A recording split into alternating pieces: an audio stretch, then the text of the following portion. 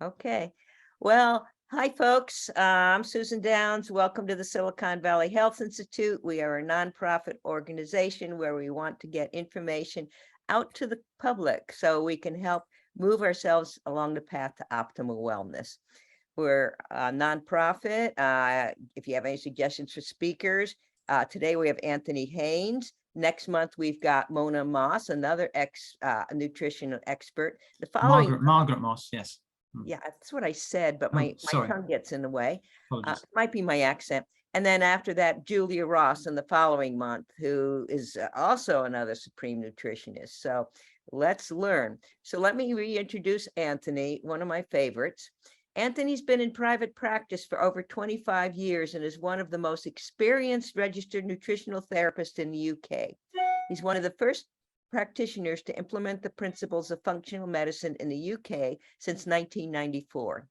He's been teaching for 25 years at a variety of nutritional colleges, including ION, including CNELM, including BCNH and CNM, and also at IFM in the US. I've seen him there, as well as for Nutrilink, a company he co-founded in 1998 with Michael Ash. He's presented lectures, seminars, courses on a wide variety of subjects over the years. In particular, he's been studying, he studied many things. One of the things he studied was viruses and bacteria and autoimmune conditions, but you name it, he studied it. He's known as the practitioner's practitioner, and you can get appointments with him on Zoom or Skype, well worth it. He's had over 15,000 clients at his clinic, the Nutrition Clinic Limited, which was in Harley Street, London, which is a very famous street, but now he does a lot of it remotely. He's also a successful award-winning author of at least 2 books on nutrition. So Antony, you are so welcome, and we are so blessed to have you. Take it away. Thank you so much. Oh, and everybody mute your microphones. Yes, not a moot point. You need to mute your camera. You mute yourselves. Thank you, Susan, very much. It's a pleasure to be back with the SVHI audience and maybe revisiting. And I'll be speaking to the ears I've spoken to before, and hopefully we'll have some Q&A after this too. So thank you very much for hosting me. In fact, I will just say this, but Margaret Moss and I graduated together in 1992. We do know each other, although not that very well, but I've been following her work on molybdenum, which has been fascinating. And I have to say that as time goes by, I'm appreciating her work more and more. And this is 30 years after we graduated. So I'm a fan of Margaret Moss. Haven't seen her for ages, it's true, but in fact, we do go back.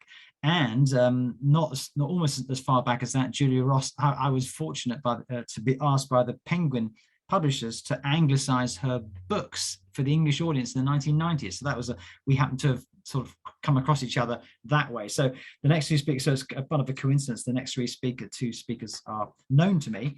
We're going to be focusing on super nutrition for the over 50s, and I'm 57 now. Well, I'm just going to dive in. So, there was never a better time than now, that's for sure, to engage in super nutrition. And so for 60s or over, it's going to still apply. In fact, we could take this information and talk to 20-year-olds and apply it too. However, 50 is about the age where maybe it'll be half my life, given my grandfather was 106, and maybe if I've got 1/8 of his genes, and maybe with a bit of luck, if I haven't been exposed to too much chemtrails and I've done detoxing, I might, be lean enough and wise enough to stay out of harm's way and have an accident falling off the roof. I might be just over half my life. So 50s is sort of that middle age time. I guess in Roman times it would have been 35 or 30. But it's 50. So super nutrition for the over 50s. What do we need to do to be well and to protect our health, to be living effectively more successfully, which is, I call successful aging, having more vibrancy in today and a longer, healthier life in duration. So we're compressing morbidity into the very end of our lives. And I remember that expression from Jeff Bland describing that. So compression of morbidity. It sounds like, what does that mean? Well, okay, we're pushing all illness to the very end of our life. So you have no illness at all, and then you die in your sleep age 90 something, if that's where you're at. And the average age of death is about 82, 83. So, it's about packing more into your life when you got it and compressing mobility. When I looked at studies and surveys for the American audience, I discovered that the average person over 70 in America is on 7 or 8 different medications, which is a dauntingly frightening thing, particularly when it would take probably a post-grad doc of pharmacokinetics to figure out the interactions between those 7 or 8 medications, because it is so ultimately so complicated. It's all very well known that pharmacology are kinetics of how one drug is metabolized, let alone a combination of 7 or 8. So we know that the 3rd or 4th or 5th, depending on the nature of things, leading cause of death is actually through medical intervention and drug taking at the right dose, at the right prescription for the right individual. When I say right, I mean what's medically appropriate. And that was Lazarou and Pomerantz came out with that in JAMA in 1998. I remember to say the 3rd to 5th leading cause of death is actually medical treatment. So the last thing we want to do, so the drugs are not going to extend your life. And what we're finding is this is the first generation where the children born now are predicted to have a less long life than their parents, which is the first time in the evolution of at least this type of human being that we know of. So so really it's a quality of life, and typically we're talking the age group where we may have more leisure time. Although the notion of me giving up nutrition and not working or something is unlikely. I'll be working until when, and I'm more and more into energetic activities and energetic work, and as well as mushrooms and herbs and Reiki and that kind of stuff as well. So I'm going to share with you some information, and some of this will be just reminding us, and some of it will be, wow, that's new, or I didn't know this. And really the idea is what can I share with you that can help support you be healthier today, but also knowing at the same time that you can live longer in that good health state and compress morbidity to the very end of your life, which is really what the idea will be. So we've got just maybe around starting here. It's interesting. Steve Hovarth is a geneticist at UCLA, and one of his studies, strange, you think who comes up with the ideas, looked at the genetics and the aging process at different organs in one man and one woman, and one woman was 44 and the man was, I think, 46, and discovered that the age of the organs, quite how he did this is slightly beyond me, discovered that the ages of the organs were diverse from 28 to 64 in the woman who was technically 44 years old. And the man, it was a very similar range, and it was different. The different organs in that particular man and woman were different ages. So it's like, really, I mean, it's fascinating. I didn't really realize, but it did cross my mind that I have said to a patient who might have an arthritic right knee, and the doctor says, I think it's arthritis, and the patient goes, oh, thank you for the diagnosis, doctor. I've got arthritis. Now I know I've got arthritis. I can rest easy. No, I'll have the pain in my knee still, but at least I know it's arthritis, and I've got the diagnosis being all. And then the patient sort of hobbles up and out, and thanks to the doctor so much. No doubt the insurance company's covering the fee. And it turns back a bit like Peter Falk in Columbo, turning around with I've just one more thing, says the patient to the doctor, says, how come my left leg hasn't got arthritis? You know, because they're the same age. And it's it's interesting. So it seems that different tissues, different organs have a different rate of aging. So I didn't know that before I studied this particular subject. I just didn't know that they were going to be that obvious. And what's amazingly coincidental is that yesterday I saw a client for the first time, so first client, online, and she had cataracts replaced at the age of 48. Now, as a Caucasian, now she did live in Kenya for 5 years, and that was a question that was asked: did you live near the equator and not wear sunglasses and get that?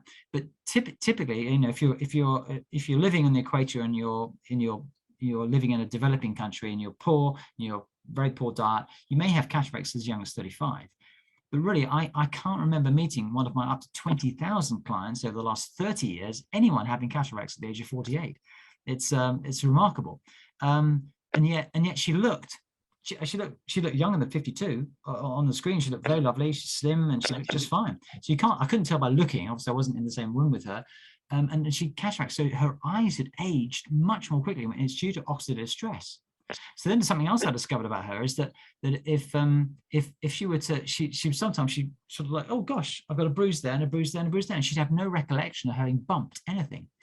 Then she had a frozen shoulder. She put some tape on, some like kinesiology tape to support herself, and taking the tape off. The next day she had a bruise all the way down her arm just from having the tape on and tape off.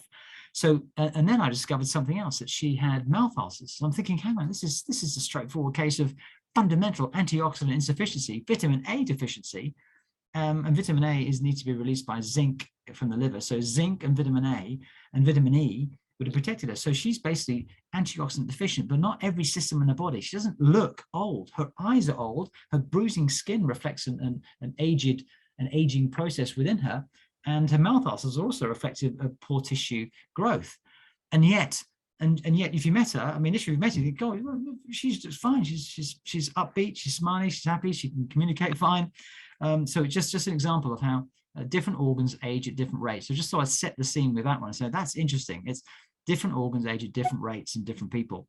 And this is linking in with what I'll be talking about with the famous scientist, one of the most quoted in the world. And I met him a few times in the 1990s and about 6 or 7 years ago in America. The famous Dr. Bruce Ames, he created the Ames test for cancer, and Susan may know him as well. He's a small chap, small and old, and I think he's still alive as I'm talking. But I think I saw a video of his from a couple of years ago, but hopefully he's still with us and engaging and walking the talk. We'll come on to that and see how relevant that comment about body parts aging more quickly than others actually is relevant to what he's talking about and what he calls the triage theory. So I'm going to share with you that there are four. There have been, I'm quoting other researchers here, that 4 types of aging have been proposed. There's cellular aging, which may be self-evident. So what that means, we're made up of trillions of cells. So there's cellular aging. There's hormonal aging.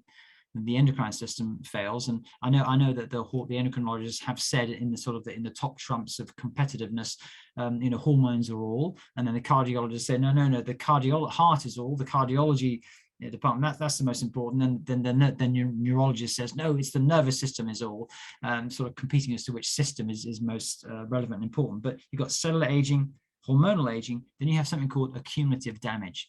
So you've got accumulative damage over a lifetime, and that can vary tremendously in what you've been exposed to, as well as how your diet and nutrition is. And that's what we'll be talking about as well, how to prevent accumulative damage, particularly to DNA, because once it is damaged and you have a mutation, that will not be changed. Whereas you have lesions, for example, those can correct. And then there's metabolic aging as well. And so we've got 4 different types of aging. And what I want to share with you is also, I'm going to share with you now from a lovely book, loads of books on aging, of course. It's like there are just so many on the market, but Colin Rose wrote a book called Delay Aging, which I thought was a pretty good title. It's pretty descriptive of what it is. It's delaying aging. You're not saying anti-aging or stopping aging, which would mean time would have to stop still. Or we'd have to step in, we'd have to run the immortals, as in the film She, which is, if you remember the 1960s, maybe you have a show of hands. Remember, was it Lola, Lena, the Italian lady, Lila Gioldi, who was it in She? It was She, the immortals, and she stepped into flame to be mortal back in the day. I think it was 1960s film. I do remember watching it. So, but we can't stop aging. But what I'm going to do now is I'm going to share with you 10 hallmarks of aging. Before I introduce to you this remarkable scientist who's dedicated the last 30 years of his life to talk to you about the triage theory and how that works and how it's relevant to us. So hallmarks of aging, according to Colin Rose, and I do think these are very useful, and it's very similar to what other authors have written about. Damage to DNA accumulates. So I'll refer back to something I've just talked about, the accumulative damage. So DNA damage leads to gene instability, to mutations, and as a result of that, you have loss of cell function, so things don't work so well. And DNA damage is classically central to aging, cancer, and Alzheimer's and heart disease. So it's, so it's DNA damage. It is possible, however, to boost your level of cell repair and prevent the damage, and that's what we will be talking about. So that's one aspect, that's one hallmark of aging. And you'd have to have special testing to see if that was the case. You don't sort of know it. You can't say, oh, look, I've got DNA damage there. You'd have to have certain tests to reflect that. Then next, you've got number 2 is the cells become senescent. And basically, when a cell ages, it doesn't function properly. Normally, it's replaced by a normal, healthy new cell. But sometimes cells, as they age, they deteriorate their function, but they don't completely die. So they're not replaced by the new cells. And so in a way, as Colin Rose describes them, they're basically hanging around like zombies. They produce molecules of inflammation. Inflammation promotes aging, and it's a key driver of heart disease called atherosclerosis, diabetes, dementia, arthritis, and all those sort of degenerative diseases of old age. It is possible, however, that we can clear away these so-called zombie or senescent cells. So number 1, DNA damage accumulates. Number 2, senescent cells. Number 3, the mitochondria. You might be familiar with the word now. It's really in our vernacular as health-interested folk now. Mitochondria become dysfunctional. Now they're referred to as the tiny power plants in every cell, but they're much more than that. But effectively, they regulate the immune system and much more besides. And it's the second place in the body where we have DNA. So we have within the cell nucleus, we've got DNA, and that's 50% mum, 50% dad. But in the mitochondrial DNA, interestingly, it's 100% from mum. So I do find that interesting. So I don't know how close it can be, but maybe our energy status, although there's so many things that influence it, may be more linked to how our mother's energy has been in her lifetime more than our dad, perhaps. But mitochondrial DNA is 100% from mum. Interesting. So we're more mum from mum than we are from dad. So mitochondria, the dysfunctional mitochondria leads to loss of energy, so fatigue, muscle weakness, cognitive problems.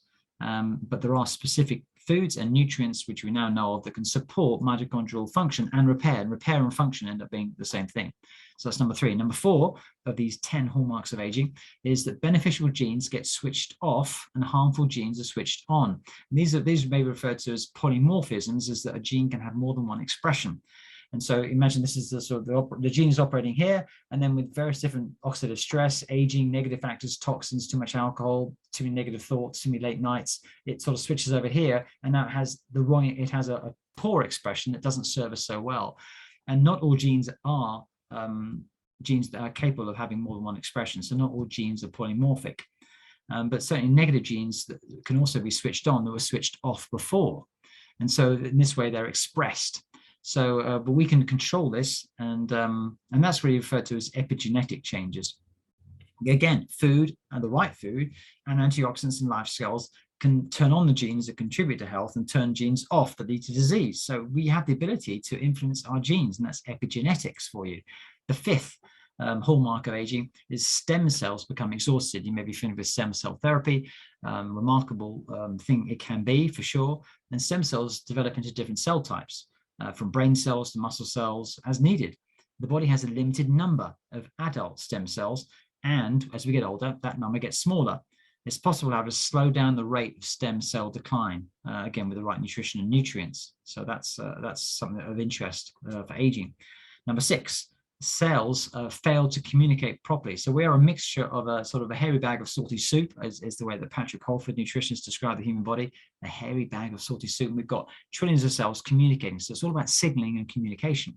And cells can fail to communicate properly with each other and sense each other's boundaries and also communicate properly. And then we can have resistant to messages, so insulin resistance, and you can have thyroid hormone resistance, and you can have receptors in the cell membranes not working properly. So we don't communicate so efficiently as well. And that also can happen in cancer as well. So there are specific nutrients that improve cell communication. We can talk about that too when we get there. Number 7, telomeres. So telomeres at the end of the chromosomes are what's called caps, tiny caps of DNA. And they've been likened to the caps at the end of shoelaces, for example, to give you an idea. And every time a cell divides, these caps or telomeres become shorter. So if telomeres get too short, they become damaged. I'm just turning my phone off, and the cell dies and becomes senescent. So we really want the telomeres to be as long as possible. And certain foods and nutrients, you may well have heard, of course, of resveratrol. You may know that resveratrol is one of the antioxidants that's quite famous for protecting and preserving telomere length.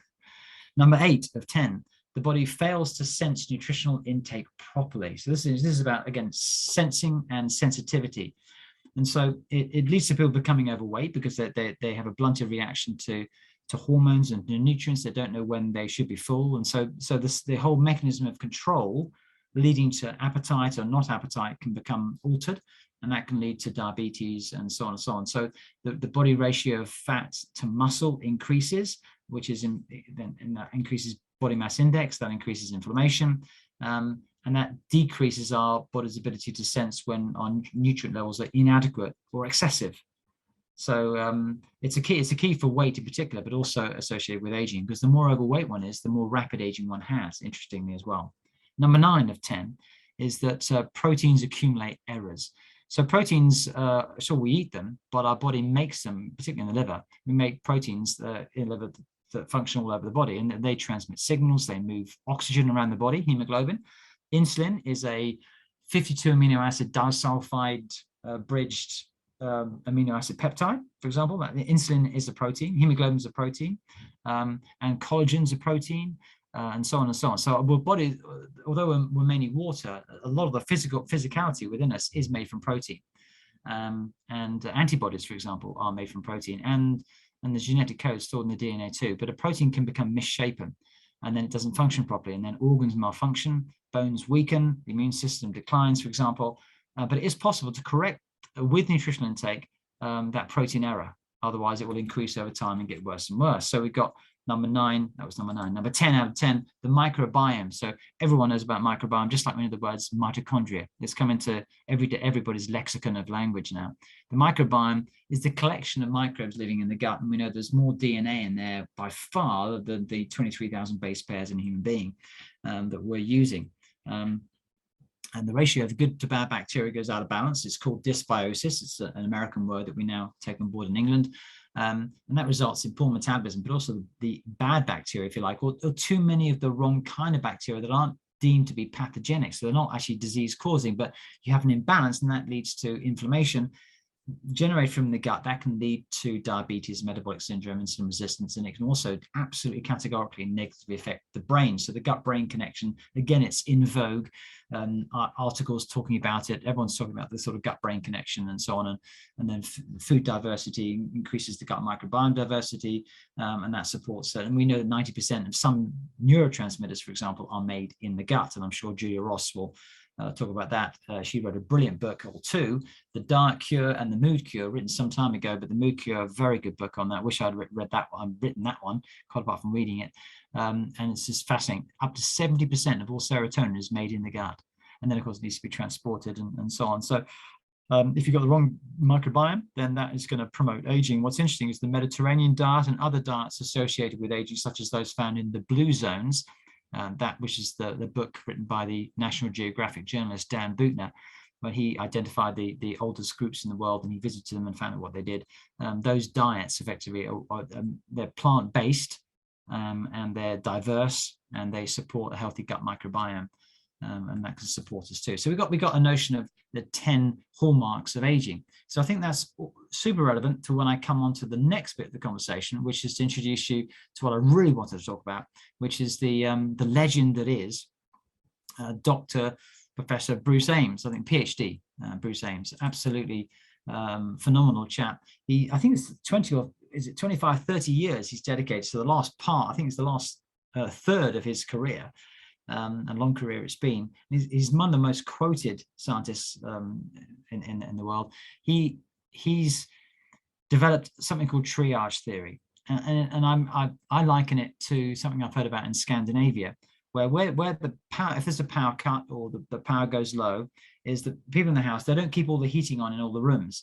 It actually then says, okay, we're going to switch off the playroom because someone's playing. We're going to keep in the kitchen and the bedrooms, we're going to keep the heat on, and we're going to turn the heat off in all the other rooms to conserve energy. We're going to close the doors, and we're going to be economical with what resources we have, and we're going to stop that, and keep these on here. So it's energy or resource allocation. And the triage theory is fascinating. And what Bruce Ames talks about, and you can certainly get access to some of the YouTube videos he's got on the subject, and it is very interesting.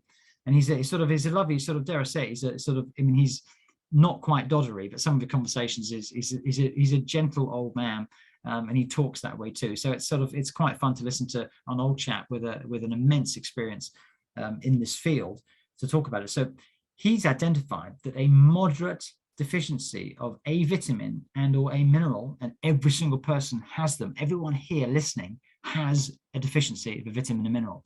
It's almost guaranteed. Now, I might say that I might have or might not. Now, I'm on my game. I'm actually assessing myself either with lab testing or kinesiology almost every day. My wife's a kinesiologist too, so we actually check in with our own supplement programs, etc., etc. So, because of that, I'm probably less likely to. But I'm still needing to take supplements, and this is for the last 30 years I've been taking supplements. So imagine if you haven't done that. Virtually everyone listening and everyone we know will have a deficiency or insufficiency of a vitamin and mineral without a shadow of a doubt. And any one of those can have a negative impact. So what do vitamins and minerals do? Well, vitamins and minerals are cofactors for enzymes. Zinc is necessary for 2,000 enzymes. It is phenomenal. And you've got nutrients like molybdenum, which Margaret Moss will talk to you about, which is responsible for 5 enzymes. So you've got magnesium is responsible for hundreds. And what's absolutely bogglingly important and fascinating, the Bruce Ames and his colleagues. So one was McGregor, JT McGregor, and one was Joyce McCann, working with him. I think they were PhD students that then graduated and came back to work with him later. They identified, I think it was Joyce McCann identified this, that half the proteins analyzed, of all the proteins analyzed, were longevity proteins. Now, what does that mean? It means that the proteins, half the proteins created are designed to help us with our longevity. So just hold that thought here. And then I'm going to go back to the RDA, and we'll come back to that conversation. So the recommended daily allowance, or dare I say it, ridiculous, dietary, arbitrary, shouldn't be called the recommended daily allowance. It should be called the absolute minimum level you should be getting. I don't know what the acronym for that would be. Absolute minimum level, AML. The RDA should be AML. There's no doubt about it. The RDA is to stop a deficiency disease manifesting. That's far away from what I call normal, optimal level of nourishment. And so we're put off straight away by this notion that the RDA is what we should be having. It's just frankly wrong and misleading and inappropriate. It really is. And so then we've got reference nutrient intake, and then you've got EAR, the average or estimated average requirement, EAR. And what's fascinating in the studies, and there have been lots and lots of studies, in every single study, everyone's deficient at least something. And you've got 45% of the population deficient in magnesium, I think 8% only deficient in zinc, 70% deficient in vitamin D, and so it goes. You've got massive percentages, certainly these small to large percentage of people deficient in every single essential vitamin and mineral. And given that half, and these nutrients are required for enzyme cofactors that allow this to convert to this, which actually results in our metabolism.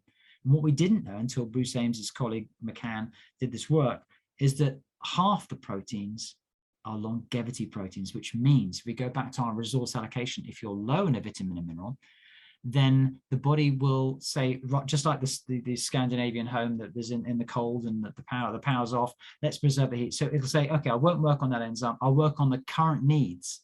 I'll do current needs only, and I won't care about DNA protection. I won't care about organ reserve. I'll just focus on today's needs with resource allocation allocated for those purposes. I won't care for the organ because that's for tomorrow. I won't care for the DNA because that's for the pension plan. I'll just focus on today. So like a bank account analogy, current account, savings account, pension. It's exactly the same. So it's a very easy way to describe it. So who would want money only in your current account that affords you money to spend on what you need to spend today? What happens if you get hit by the monthly or quarterly bill for utilities or something, and suddenly you need £500 to pay for that, and you hang on, all I've been getting is the money I need to spend for today, which I can live off £35 a day. Thank you, I can get by. Then you get a £400 bill. What am I going to do? That's the organ reserve.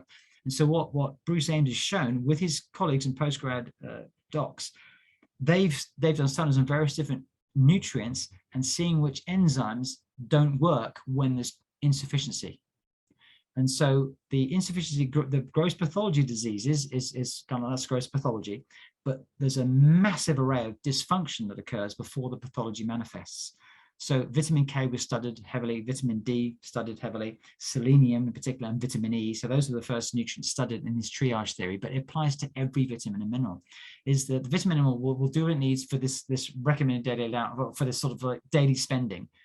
But as soon as you don't have enough, it gives up who needs DNA protection when we just, no, we haven't got enough. I need just for today's function.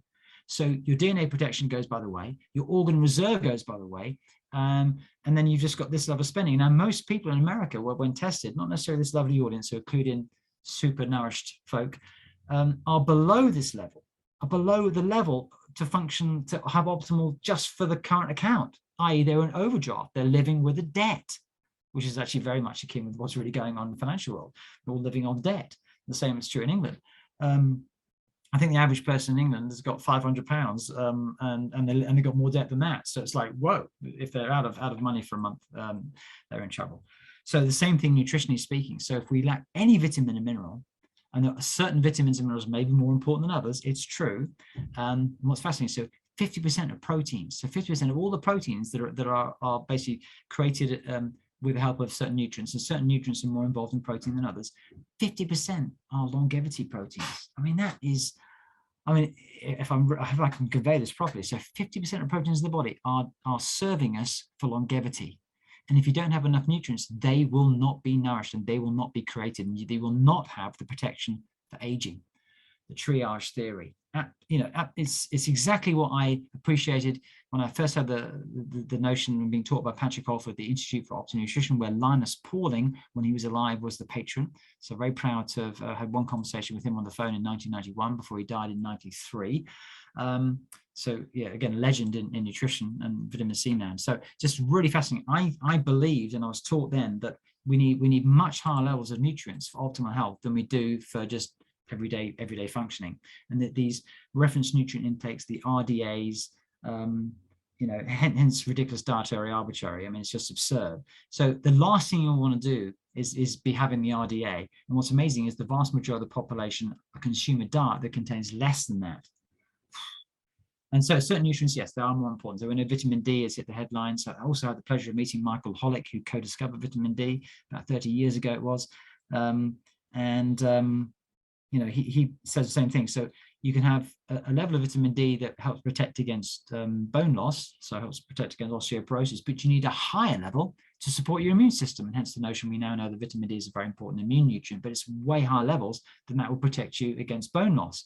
So again, these RDAs were set when the world didn't know so much about what was needed. And again, it's a pathology model. It's the sort of the classic medical model of pathology, saying, well, if you don't have that, if you have that deficiency, you'll of that nutrient, you'll have this pathology. And then the notion was, once you've got that level, you'll be fine. But of course, there's a much higher level. So more of a good thing is a good thing. You can have too many of certain nutrients. By definition, you have too much of a good thing, no doubt about it. Selenium, for example, which is a micronutrient, you need micrograms of it. And they say you shouldn't really have more than 400 mcg per day from all sources. If you had 1,200 a day for a period of time, that could be poisonous for you, yes. Whereas vitamin C, you can take milligrams. Same with vitamin B5. There's no known toxic dose of pantothenic acid. You could take hundreds of milligrams and thousands of milligrams a day. And Abraham Hoffa, another legend, I had a great pleasure of meeting, who used to work with Aldous Huxley of Clockwork Orange fame, microdosing with LSD and so on. So he was taking 3,000. I know he was taking up to 40,000 milligrams of B3 a day. Up to 40,000 milligrams. I'm not saying that was ideally healthy for him, and it has been shown to help to reverse fatty liver, but he was experimenting with schizophrenia and looking to help to support individuals with niacin. And so certainly I've been experimenting with niacin too, my wife, and so we had the flush, and you take more and more and more because your body gets adjusted to it. And I was on 1,300 milligrams only, and then I tested up. It wasn't so good for me to do anymore. So I'm not saying everyone should do that, but it's just showing you that some of these nutrients have no threshold for harm. In fact, supplements have been shown in one survey to be safer than tap water, and we may of course know that tap water may be less than ideal anyway, but supplements are safer than water. Is what has been found, and of course they preserve and they support health in many ways. And yet there have been many attempts by who knows whom, possibly, but people in power and the FDA and the pharmaceutical industry, that would want to say that vitamins are bad for you. They cause this. Let's take them off the market. Let's regulate them. Let's make them a drug. Let's get the profit ourselves from them. And they're trying to suppress nutrients, which is one of the most effective means of protecting ourselves against aging, and also supporting detoxification from the 80 to 100 to 200,000 toxins we have on this planet. And I assert very strongly that detoxification is also a vital thing to protect against aging, because toxins interfere with metabolism and get in the way of normal functioning of cells. So hence the accumulation of damage, and cell senescence would be promoted, and mitochondrial damage would be promoted by toxins, thinking back to those hallmarks of aging that Colin Rose talked about. So his theory, is a moderate, not gross, a moderate vitamin and mineral deficiency over time. And dare I say it, that unless you have been, testing, we've been taking supplements in addition to a super diet, which is organic, avoiding the pesticides and so on.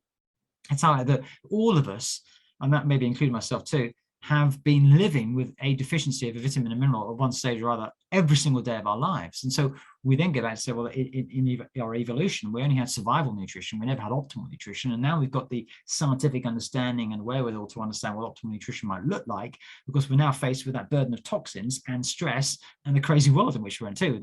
And stress, of course, is a major factor which can lead to hormonal aging, and that can lead to cellular aging and so on. And so stress and distress, and we know that isolation and being on one's own is equivalent to So a very powerful negative in our health. So it takes a lot to be well, but what we can do is we can control the food we put in our mouth. We can control the vitamins we take. We can control these things. Now it's super safe. And nutrition works on what's called a pleiotropic level.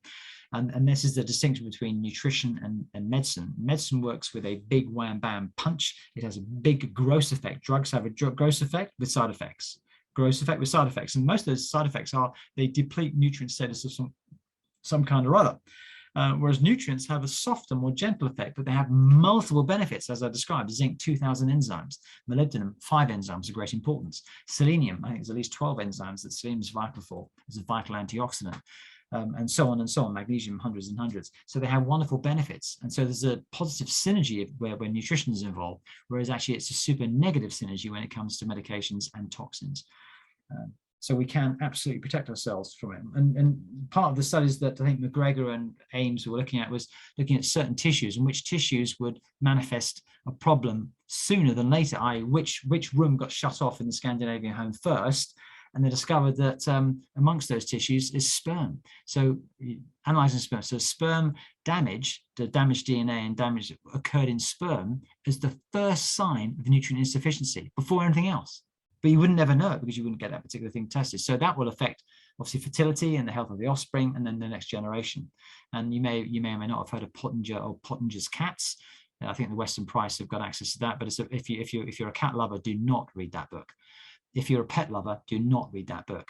Maybe read it, maybe have it on Audible, but don't have it on the visual, because he used cats as an example. So the cats, he had healthy cats fed on full fat unpasteurized milk, and then to their offspring, to photographs that lived in a cage, and their poops, and then their poops allowed the plants to grow, and it was abundant. And then he went down to pasteurized milk, and then to processed milk, and it just got lower and lower, at least less and less nourishment for these cats. And then he actually showed their internal organs were grossly abnormal, the less well nourished they were, but also then they couldn't reproduce 3 generations in. So much effect. And this is actually happening now. We know sperm count's been going down. I learned about that in 1990s, about the Danish farmers whose sperm count had gone down 50%. So sperm count, obviously motility and non-DNA damaged sperm has a role to play in fertility. And it's not just the man, but it's dropping. And of course, we've got these alerts about what the jabs are doing to fertility too. And I know Peter McCullough's talking about that, and Robert Malone as well, talking about the potential risk. So we've got more and more risk and threat. And so it's actually one of the very first things that goes wrong in the human is actually the sperm gets compromised. So we've got more and more ganged up against us. So boy, do we need vitamin E and antioxidants, particularly vitamin E, carnitine and selenium to help protect the health of our sperm. Those are just a few of the nutrients. We've got 40 essential nutrients. So here I start off saying, well, if you don't know what the essential nutrients are, and of course, I'm sure you do know about vitamins and minerals, but if you don't know about what they all are and where you're getting them from, how do you even know that you're getting what you need? And so I use that as an example, which is why anyone who says, oh, if you have a well-balanced diet, you'll be fine. I mean, it's a sort of circular argument. If you have a well-balanced diet, what is a well-balanced diet? Well, it's a diet that gives you everything you need. So I eat pretty well. I reckon I eat pretty well. My clients tell me that. My clients tell me, Antony Hayn, maybe I'm a big fish in a very small pond in nutrition. It may be true. But I know a few things, and it may be true that I have a little encyclopedia in my brain in nutrition. But of course, I need to appreciate that it's one encyclopedia of many, many that I don't have. So just to put that in perspective.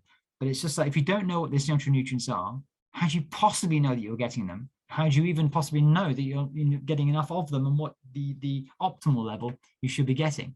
You don't know. So if you don't know, so I'm just going to challenge this. But even if you're a qualified nutritional therapist and practitioner, could you, without looking at the books, could you write down all the essential amino acids, the essential vitamins, essential minerals, or even the semi-essential minerals, and essential fatty acids? Do you know what they are, and do you know where you get them from in food? And of course, I made it my job to do just that. And I can now through practice, Mona. Of course, I can now identify from someone's diet generally what they're lacking in, because I know where the foods and the nutrients come from. But it's taken lots of effort, lots of practice. It's not particularly bright. It's just been a repetitive process.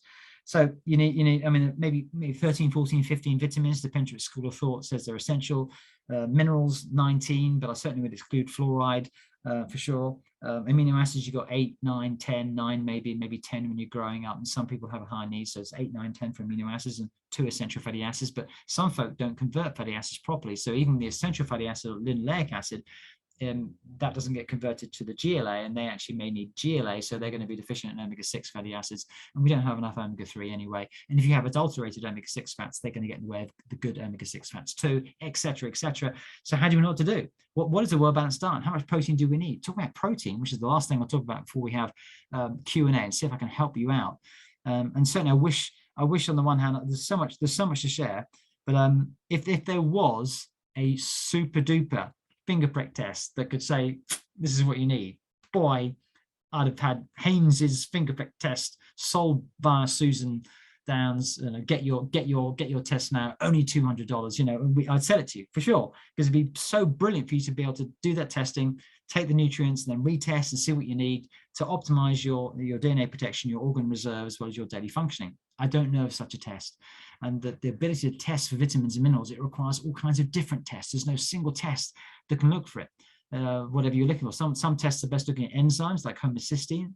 Homocysteine is a protein derived from methionine. Homocysteine is a blood test you can check for, and it reflects how well the methylation cycle is doing, which is a pretty good reflection of what your folic acid and B12 status is, particularly folic acid. But if you measure folic acid in the serum or B12 in the serum, it's pretty much a waste of time. So sometimes it's the vitamin you're looking for, sometimes it's the mineral, sometimes you're looking in the cytoplasm, sometimes you're looking in serum, sometimes you're looking at enzymes and how they're functioning to determine the status of a nutrient. So it's not straightforward. And amino acids possibly even gets more complicated. Just simply looking at their level in the urine and the blood doesn't actually necessarily tell you what's what. So that's where diet analysis, health history, and then the selected test to see what you need, and antioxidant profiles exist, and that may be something to consider because they do protect your cells from aging. So going back to the proteins, the last thing I'll share with you and talk to you about before we can have some lovely questions and hopefully answers, at least I'll give you an answer anyway, is protein needs. Now, as we get older, what I've noticed, and it may not be true for this lovely audience, as we get older, people tend to err on being more vegetarian and having less protein, or they tend not to have so much protein. And what's interesting is we become less efficient in terms of digestion as we get older, but we have a higher need for protein relatively as we get older than when we were younger. And most of us have a high need. So the protein, this reference nutrient intake, this RDA or EAR, estimated average requirement for protein in America is 0.8 grams per kilogram. Now, I think it's virtually the same in England. So it's always interesting when one country has a different level to another. I think okay, they're completely different people and different things, but it's about 0.8 grams. Now, in reality, you need a minimum, and that's the recommended daily allowance. Remember that recommended daily allowance should be called the absolute minimum level, the AML. I've just made that up, AML, and that's not the AML. The AML is 1.2 grams per kilogram. 1.2 grams is the absolute minimum. Where they got the 0.8 from, I have no idea. And there's there's a mass campaign against protein, it seems, and all the animals are breathing out methane. We've got to get rid of the animals, and of course that's all. Don't be duped, folk, and you may be well aware of that. And guess who owns most of the private farmland in the USA? You probably know this information now. Of course, he's not a farmer, and he's not interested in growing healthy organic food. Is he? No. What the heck is he doing then? There should be a law against it, shouldn't there? Protein, absolutely vital. Protein comes from the Greek word protos. Protos means first, as in prototype. And protein is the most important nutrient. So how many of us are aware you need 1.2 grams per kilogram of body weight? So now I know someone in the audience weighs 65 kilograms. So yeah, a bit of maths. Got my calculator here. 65 times 1.2. So if you weigh 65 kilograms, I think there are a few of you here, 78 grams of protein, 78 grams of what's called well-digestible essential amino acid, including protein. So 78 grams of protein. So let me just translate that. I want you to write down or think in your head the following. So this is the first pop quiz we have before we have an actual Q&A and a hands up and we get to converse with you. How many eggs would you need to eat? If you're just eating eggs, it's a little bit odd, this diet. It'd be like a sort of weird sort of bodybuilders. How many eggs would you need to consume to get 78 grams of protein that day? So just imagine we're just going to convert it into like the currency of eggs. How many eggs? Please think of the number and write it down. Otherwise, the ejector chairs we've placed in your homes will start to work. How many eggs a day would you have to eat to get 78 grams of protein? So you write the number down. Now I'm 70, just over 70 kilograms. 70 times 1.2. This is the absolute minimum level, the AML. I've just created that myself. I need 84. So 70 times 1.2. Yeah, 84. I need 84 grams of protein. So how many eggs would I need? Okay, so here we go. The answer is, if you need, let's say it's 70 grams of protein, 70 grams of protein, you need 10 eggs a day. If I need 84 grams of protein, I need 8.5 eggs a day. No, 84 divided by 7, apologies, then that's basic maths going on there. Sorry, 12 eggs. I need 12 eggs a day to meet my protein needs. Now, obviously you've got breast of chicken, you've got fillet of fish, and you've got, et cetera, et cetera. So it's actually way more protein than you think. So it's 1.2 grams is the minimum. Now, if you have any sort of digestive issue, like low stomach acid, or you're particularly active, or dare I say it, particularly inactive, i.e. one spectrum or the other, you'll have greater protein needs. So it's estimated for active folk, and I had a knee op a few weeks ago, and I'm recovering, but I'm still keeping fit and training. So my protein needs are 1.6 grams per protein. So 71 kilograms actually times 1.6 equals 113, divided by 7 grams for each egg, which means I need 16 eggs a day to match my protein needs. 16 eggs a day for my protein needs. What do you need? Now, we're not going to get from eggs. We recommend they can bind people up, and never recommend one source of anything for any purpose, of course. But you get the gist of it, don't you? Wow, 130. It's crazy. So how much protein do you need? So this is where protein powders are handy, because effectively it's very, very difficult. And I don't want to eat that much fish, or because white fish ideally, not fatty fish, which contains more toxins from the sea. I don't want to eat that much red meat. I don't want to eat that much of any particular food, but a variety of, I have organic chicken, organic turkey, and sometimes duck. And I have protein powders. The only way I can make it up is protein powders. This is not a high protein diet. This is protein adequacy. And if I'm fit and active, and I do exercise and move around, actually a lot less with my knee over the last 10 or 11 months, but I need 1.6 grams of that. So that's vital. And that's absolutely vital to preserve the most important tissue that determines your well-being, to compress mobility into the very end of your life. And that is what I just showed you, muscle tissue. So if you want to preserve your muscle, what preserves muscle is protein. And what happens is we tend to fulfill the prophecy of aging by abiding by the notion that, okay, I need less of that and less than that. Guess what? Suddenly you've got less body weight, less muscle mass, and you'll never gain more unless you do some serious attention with personal trainers and go on a muscle building program, which everyone can do. So muscle mass is the most important determinant of well-being and longevity of any marker known. So girls, I call you girls, and I don't mean in any negative way, but sort of like girls at heart, women listening, do you need to strengthen up, because your muscle mass is vital. And what we tend to do, women tend not to get involved in strength work, men tend to get more involved in strength work. That's the nature of things. But men and women all need to engage in strength work. Women's muscles tend not to get bigger, so that way you're not going to bulge out of your clothes and have to get a new wardrobe. But maintaining muscle mass, absolutely vital. It was determined in a study, it was 20 years long. They actually looked at these individuals' lives at 40 years of age, and they looked at smoking, whether they were well off financially, poor, whether they took control of their job, whether self-employed, a director or employee. And it was in the English civil service in England. And they looked at them 20 years later, and they broke the code. Now, some of them had died, it's true. Thousands and thousands were in the group in the study, and they discovered that the single most important determinant of well-being at the age of 60 from the age of 40 was the muscle mass they had at 40. So folks, strength. Now, strength may be more important than muscle. And as we get older, we tend to be able to build muscle less, but we can get stronger. So strength, so that's dynamism, dyna. So sarcopenia is age-related flesh loss in aging. So we get less muscle mass as we get older, but dynapenia may be more important, and that's a lack of strength.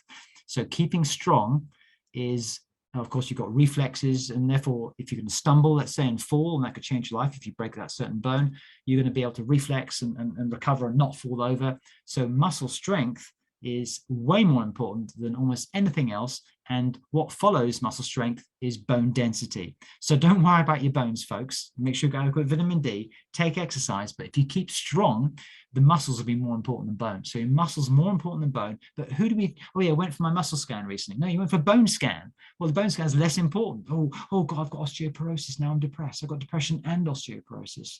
oh no, I better limit myself even more, because if I do something rigorous, I might break a bone, I hear old people say. So I'm actually now going to fulfill the prophecy of aging and age much more quickly, thanks to the diagnosis. Thank you, doctor, for the diagnosis.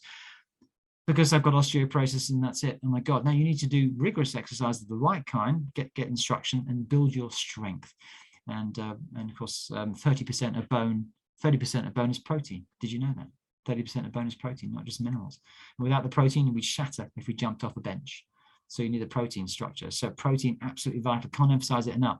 And what I do see in the media and in the world is sort of this notion towards vegetarianism and veganism and anti-proteinism and anti-animals and anti-farmers. And we can, it's just galling. It's just completely the wrong direction. Protein is necessary for everything. Absolutely everything. Detox pathways, hormones, neurotransmitters, muscle. So protein is vital. So if you're not getting enough protein, then you need to take steps towards addressing that. So less carbs, more protein, and making sure you get your micronutrients. So as we get older, our metabolism gets less efficient. So really, we need less calories, perhaps. So carbohydrates are a non-essential nutrient. So it's protein and veg. So it's a Mediterranean style, or it's a blue zone type diet where we're eating plant-based with adequate protein, which may be difficult to achieve without a protein powder. Now I understand that. But remember, we've never had optimal nutrition. So Antony, caveman, never had a protein powder. He didn't need one. He was super strong. Well, of course, he was taking activity for 16 hours a day. No wonder he was strong. And he had a different maybe physical structure. I'm not talking about Neanderthals. I'm talking about the previous human being. But now we have optimal nutrition. We can now state this information. We have optimal needs, and that's way different to survival nutrition. And of course, the average age of the person in evolution was a lot younger than the average age of death now. So we need adequate protein, adequate micronutrients, and the micronutrients protecting 50% of the proteins. Absolutely stunning fact. Are involved in longevity, and they're the ones that get switched off. In my Scandinavian home example, that room gets switched off, the heating, that room gets switched off, that room gets switched off, to preserve the kitchen and the living quarters, as it were. But it's those rooms over there that are protecting DNA, and they're a longevity. So we need super nutrition, and that's where vitamins and minerals come in handy, and that's what the FDA are trying to suppress. They're trying to get bills through Congress. They're trying to suppress the freedom and availability of nutrients. It is so anti-human. This whole agenda is anti-human. It is crazy. Let's put aluminium in the sky. There's chemtrails amongst other things. Let's reflect the light, poison the planet, and maybe species uranium as well. And let's deprive the people of adequate nutrients that can actually protect against these things, and call that in the name of climate control. It's just insane. Gosh, thank you, Andrea. In a Willy Wonka's chocolate factory, like, he put his hand through the screen and picked out the bar with the golden ticket.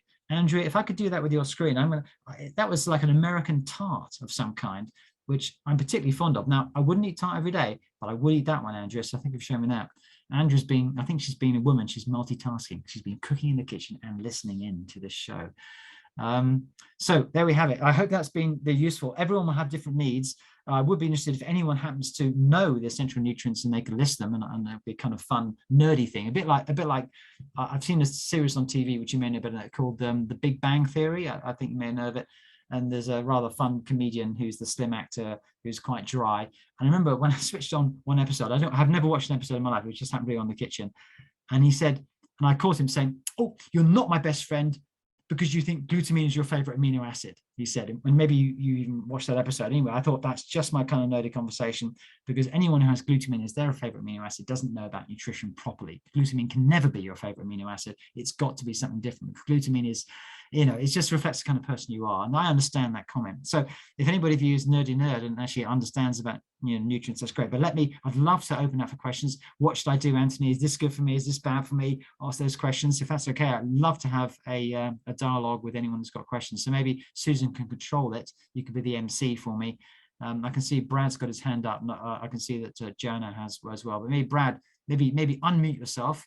Maybe we can even see you. There's a handsome man with a beard there, Brad. Brad, please unmute. There we go. There we go. Hi, guys. Hey, great talk, great session. I just wanted to ask a question that's burned in my mind for a long time about protein. I even did my thesis on protein from more of a vegetarian, plant-based point of view in med school 20 years ago, but hung out with David Wolf and Gabriel Cousins, the raw vegans, and then went the other way. Nice. I've been studying it all, probably like yourself. And the question that comes up is, the big hygienic physicians still teach, there's not many of them left, but the old water fasting Yes, guys yes, that yes. abound, they're pretty staunch vegetarians, and Yeah. they point to some evidence that the human gut sheds Yeah. about 200 grams of protein a day, and that's how you can, and amino acids. And then there's the talk about what's a protein, and what we're really talking about is amino acids, which is abundant in a plant-based diet. Now, I'm neither, and I don't have a horse in the race. Just Yeah. I love interested. that because in England we don't use that expression horse in the race, but I get what you mean. It's just no particular bias or vested interest. In the same way that as I was expressing before we started recording, is that I've long learned, like you, Brad, and it's fantastic. You did your thesis on that too in your med school, and we're talking about a doc who knows about nutrition, which is also awesome. I've been involved in teaching doctors, but I haven't studied medicine per se. And I mean, I happen to be super well versed on amino acids. It's probably one subject I know more about than almost any other, but also just knowing how much I don't know. But also I don't have, just because I have an opinion doesn't mean to say I'm right. So like you, I have non-judgment about what is. And if someone's on a diet and it suits them brilliantly, well, go with it. And I'd be interested to know how that's working, as it were. So I don't have any fixed views, but it's interesting about the shedding of the amino acids in the gut. So we shed 200 grams, and I haven't heard that particular figure before, 200 grams, but when also we're talking about, let's say the level I need was 113 grams. So we're shedding more than the protein I might need to ingest every day. And certainly when we eat protein, the gut actually needs and takes up a fair degree of that protein. And it's only the excess protein to immediate needs that the gut and the liver needs that can actually then get out to other organs such as muscle. So we need a certain amount, but also it depends on the nature of the amino acids. You need the essential amino acids, and I'm sure you know this, Brad, and this is therefore helping to educate this audience. You need the essential amino acids. So from a plant-based diet, one challenge I've had is to actually match to get adequate essential amino acids, which is all the essential amino acids, not just the non-essential amino acids. So the essential amino acids are vital for, and I'd liken it to a 12-hour clock, and maybe I certainly could be corrected, is that maybe not 12, maybe they're 9. So when we get round to the midnight hour, okay, we can build a cell, like next cell. And if we don't have the non-essential amino acids, you get to 10 o'clock, 11 o'clock, and you don't finish the protein structure, so you can't make it. So those amino acids are wasted, literally wasted. And that will increase ammonia in your body, so you can become more acidic from proteins that don't provide the essential amino acids, because you're wasting amino acids and they're converting to ammonia, and that's increasing acidity in the body. So you're putting more burden on your kidneys and creating more ammonia from a vegetarian diet with lower essential amino acids than you are from an animal diet, which contains more essential amino acids that actually help to incorporate proteins within your body. So this acid alkaline thing is also a bit confusing, because I know that so we've got, I think you certainly can, but I've had a challenge. And I'd love to see a sort of spreadsheet with McCanson-Widdowson figures, etc., for looking at how can you, as a vegetarian or a vegetarian diet, how can I eat 113 grams of essential amino acid and non-essential, enough essential amino acids to support what I need for vegetarian diet? I am curious in that, because I've tried to do it and it's very difficult. Yes, brilliant. And especially in the, as we're talking about the older population, that's where I find the challenge is if I'm having, someone in their 70s, 80s eating meat in particular, whatever they're getting at the local store, they even digest it. Do they have enough stomach acid? Yeah, and thank you so much. And you and I probably wouldn't recommend that they eat that meat. So we're not saying become a meativore. We're not saying that. We're saying, but the body still needs the essential amino acids, no matter what the bias and interests and religious views or perspectives on health are. You still need the body. This is a law of nature. It's a law of nutrition. It's not a law of opinion. It's not a religion. I believe this art's good for me, it'll be good for me. Well, that might help your mood, and it might help on some aspect, because I'm a fan of prayer and belief, like the biology of belief and Bruce Lipton and so on. But it's but you need the amino acids. There's no way you can get around it. So this is where the vegetarian protein powders come in handy for me with virtually every single client, I have to say. Is just non-GMO, non-organic protein sources from vegetables, giving you the special mix. They've taken the protein out of all this bulk of vegetables, which you never could have eaten in a day. Certainly you'd end up with digestive problems if you did eat them, and giving you the condensed protein to what you need. So I think that it's one of the major flaws of the aging process is, as you say, digestion gets worse. You can't digest the crap meat, which may have unwanted hormones. The animals may be fed on grains, and the quality of the meat is less good because they've eaten grains. Grains actually feed certain bacteria in the gut. The certain gut bacteria then actually produce toxins which lodge in the muscle tissue. The muscle tissue is actually, or the meat tissue is less healthy as a result of that, plus the hormones, and so it goes. So pasture fed bison would be a whole lot better to use if you can digest it. So I often recommend minced meat, for example, to older folk than just a slab of steak. But often I'm talking about white fish, because white fish is much easier to digest and amino acids. So I think there's a massive gap in the market, if that's the right expression, for older folk needing to have adequate protein. Maybe we're speaking from the same hymn sheet. Definitely. Thanks, Anthony. Yeah, but thanks for a great question. And I'm sure you and I, if we sat on a plane together, as with most of you, we could have a lovely conversation. Oh, we could talk for hours. A long time. Great, thanks for that. And so who's next, Susan? Donna, yes, Donna. Donna. Yeah, could you suggest what to look for in a protein powder? Yeah. I use it often in a smoothie. Yeah. And the second part of that question would be how to incorporate protein powders more in one's diet, because I just do it occasionally in a smoothie. Okay, yeah, occasionally may not be enough. In fact, Donna, I think you're probably a bit older than me. It's rather obvious, but you might need relatively, I say relatively, for your body weight, more protein than I do, because your systems in your body are less efficient, and you may have actually had a longer period of time without something, so you need to correct that with more. So it's very difficult to incorporate protein powders into soups because they're just not made for that. They're made for smoothies, really. So you've got natural flavors, you've got vanilla flavor, berry flavor, chocolate flavor.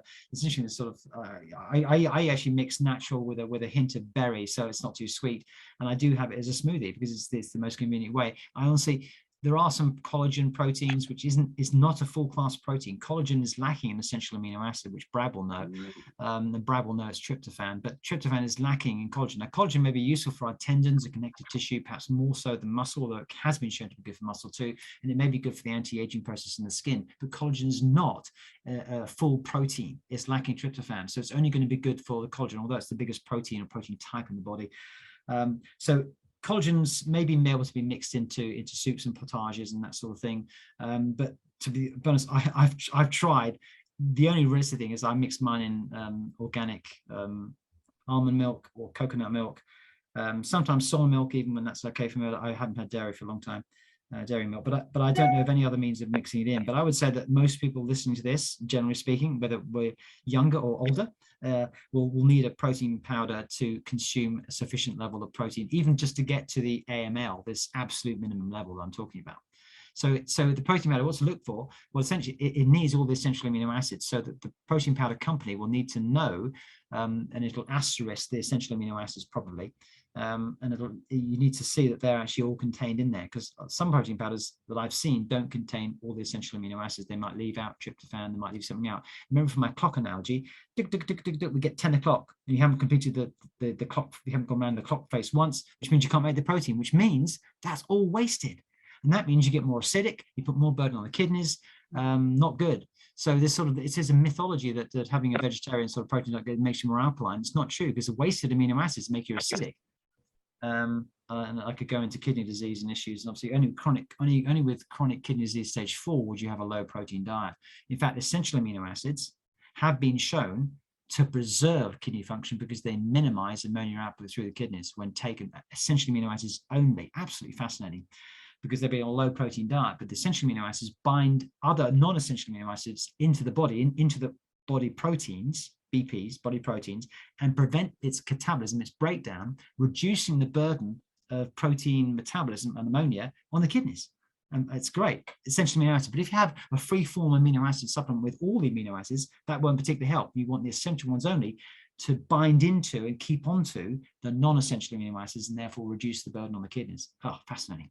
Fascinating. I'm just wondering if that's connected to my inability to gain weight. I'm 106 pounds at 5'4.5", and I'm about 10 pounds at least underweight, and I cannot gain weight. You need essential amino acids, and essential amino acids stimulate something called mTOR. So mTOR is actually got a rather technical name. It's the mammalian target of rapamycin, and there's mTOR1 and there's mTOR2.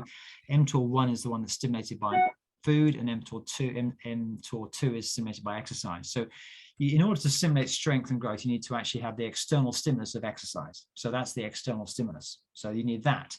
So if you want to gain muscle, so particularly muscle, as I've talked about, so important, it may be that certain types of exercise that's safe for your anatomy and structure and so on will be need to be engaged in. And then you need to have adequate protein. So you need the external stimulus and need the internal capacity to build and stimulate protein. So we're not talking about having a high protein diet, but 106. So if I do my maths on the kilograms, so 106 divided by 2.25 is 47, about, let's say it's 48 kilograms. So 48 times 1.2. So you need 57.8. So it's called 58 grams of protein. So it's going to be easier for you than for me to get the protein. 58 grams of protein containing the essential amino acids, not just non-essential amino acids. So it needs to contain these essential amino acids. Great. So 58, if we divide that by 3, we've got 20 grams of protein at each meal. And that's actually the best way to go. You need this protein intake to stimulate the mTOR, which is the stimulus for insulin growth factor and for growth. You need 20 grams here and 20 grams here. I wouldn't have a protein smoothie where you got 50 grams of protein for breakfast and you have a small amount at lunch and dinner. You want the stimulus 3 times a day. Boom, boom, boom. Boom, boom, boom. So you want the same level. And what's been shown in the American diet and Western diet is that people tend to have a higher level for dinner because they've got the protein meal and we'll have meat for dinner, we'll have fish for dinner, and they don't have enough for breakfast and lunch. But you need to have those levels. And this is actually a study, yeah, very interesting study looked at, and it was exactly that. So we need to spread our protein out. So you've got stimulus, stimulus, stimulus, and then you need to have the external. So hopefully I'm answering this question for other people as well. And that's why asking questions is a good thing.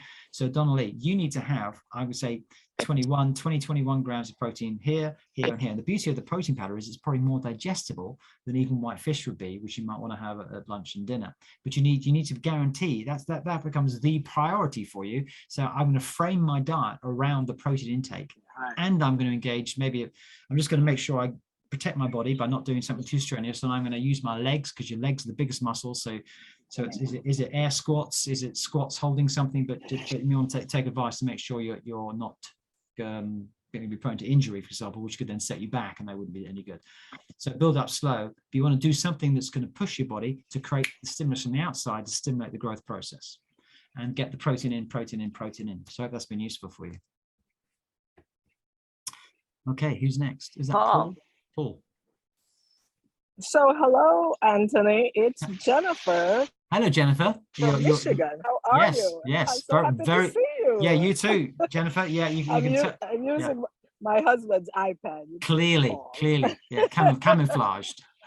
Yes. So earlier you spoke about cellular and hormonal aging, which I think under your guidance, I'm okay with that. Yes, but I hope so. My question is about the accumulative aging, which I believe my spine and my knees would fall under. I have, I think I had a spine injury from a fall. So the doctor wanted to do laminectomy, which I absolutely refused to do. So I'm just wondering, is there any they never talk about that part of the aging when they talk about aging, your structural parts. Yes. What do you do for that? Yeah, it's a good question. We talked about bones, and it's lovely to speak to you. It really is. And of course, you're in right there. And we've had a few meetings on Zoom. It's been a pleasure. And that was interesting about the gene testing, wasn't it? Which we'll talk about another time. So to support the connective tissue, you need, first of all, you're going to nourish your current account. So you've got current account, you've got savings account and pension account. And the same, we apply that to each organ. So for connective tissue, I've talked about vitamin D and vitamin K, perhaps in particular vitamins, which are fat soluble. And if you have a fat digestion issue or a gallbladder issue, or can't make enough bile, then maybe, or you don't have enough pancreatic enzymes with lipase, you won't be able to necessarily get the goodness from the food. But it's well documented that no one gets adequate vitamin D and vitamin K from the diet in general. That you can vitamin K more easily, perhaps, because you get lots of kale, and then that can provide you with vitamin K. But there's K1, there's K2 as well. K1 is phyllodoquine, and K2 is menaquinone, and there's 2 types of that.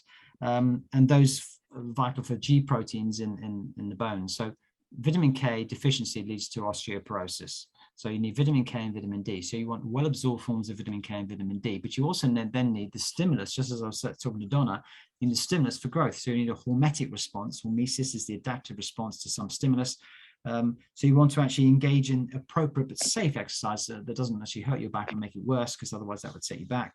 So vitamin D and vitamin K would probably be the most important key nutrients that supports that particular tissue. But then we take more of a stand back and we say, well, what about inflammation? Excess inflammation will have a negative impact on any aspect of health, and the weak links in your body will be most affected by that. So by minimizing all inflammation, and certainly if one had, let's say, for example, Jennifer, and a liver detoxification problem, then let's just set that for example, shall we? There's oxidative stress that would emanate from that imbalance that could then basically unmask and do you in, and the Achilles heel in your body, not actually your Achilles heel, but the weakness in your body, which is maybe the spinal issue, could then be worsened or made worse by that. So inflammation reduction, but then optimizing key bone nutrients. Now, zinc, manganese, strontium, boron, they're all vital for bone. Vitamin B6, magnesium, they're vital for bone. And so, but a multi-bone formula, and consider collagen as well for connective tissue support. But vitamin D, vitamin K, zinc, manganese, which is for cartilage, vitamin C, even omega-3 fatty acids, but that's because they reduce inflammation. So reduce inflammation and support your body with connective tissue. And I would say engage in the physical activity, because that then stimulates the tissue to the muscles around the erector spinae. So really you want someone who's very familiar with core stability work, who maybe works with rehab with injured folk, who can make sure their exercises, again, not going to do you in because you've done them, and you're going to be better off with them. That's probably my best answer for you. And very nice to speak to you. Thank you. Okay, thank you. So I'm in Barbados, and many of your countrymen are here on the beach with me. Okay, so now if I turn green, it's not because I'm in the Incredible Hulk. It's just green with envy. Okay. All right, Antony. Okay. Thank you. Yeah. Thanks, Bye. Jennifer. Bye. Who's Joanna, next? you're next. Joanna. Hi. Hey, Joanna. You actually already answered one of my questions with your response to someone else. This is a great talk. I'm dealing with digestive problems with assimilation, and problems with detoxing. Yep. And I take a lot of high quality supplements, vitamins, minerals. I eat a good clean diet, but my health is continuing to get worse. Damn, I'm and sorry. One of the things that I've been thinking about is, if I'm taking all these good supplements but not actually absorbing them, is it possible that finding a good vitamin mineral supplement that's liquid rather than capsules or a powder would be better? And if that is better, do you have any that you recommend? I'm with you. Thanks for sharing that. And I think you're not alone. I think, again, the vast majority of clients I've ever seen in my career have digestive issues. So it's extremely common.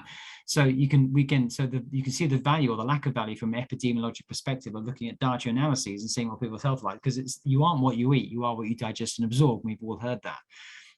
However, for you, it's just as well you're taking the vitamins and minerals, you could say, because then you've got a much higher chance of absorbing at least some of them, because if you didn't take them, you wouldn't be absorbing as much anyway. So it's probably a very good thing you are taking them, but it may be that actually you're spending your money on the wrong resource, i.e. on the wrong room in your house, as it were, and actually improving digestive function, which is a source of inflammation. The inflammation may be vital to your health, more so than the vitamins and minerals providing you with the above the level of RDA in your body. So for me, and it's just because something's in liquid or capsule doesn't actually make it more digestible or resorbable. Interestingly, I think that's a myth. So I'm glad you raised that one. It depends on the form of the vitamin and mineral specifically. So you've got various different forms of minerals, which are called amino acid chelates, which are actively transported, because the amino acids are actively transported. It's the only nutrient that gets actively transported, carried from the gut into the bloodstream, the portal vein, and that's an active process, showing you how important protein is. So if any ever did show that, having an active transport for protein tells us how important protein is. Carbohydrates and fats are absorbed more passively, and then so having amino acid chelates for minerals, they're going to be more absorbable than a citrate, for example, which has a degree of absorbability that's good.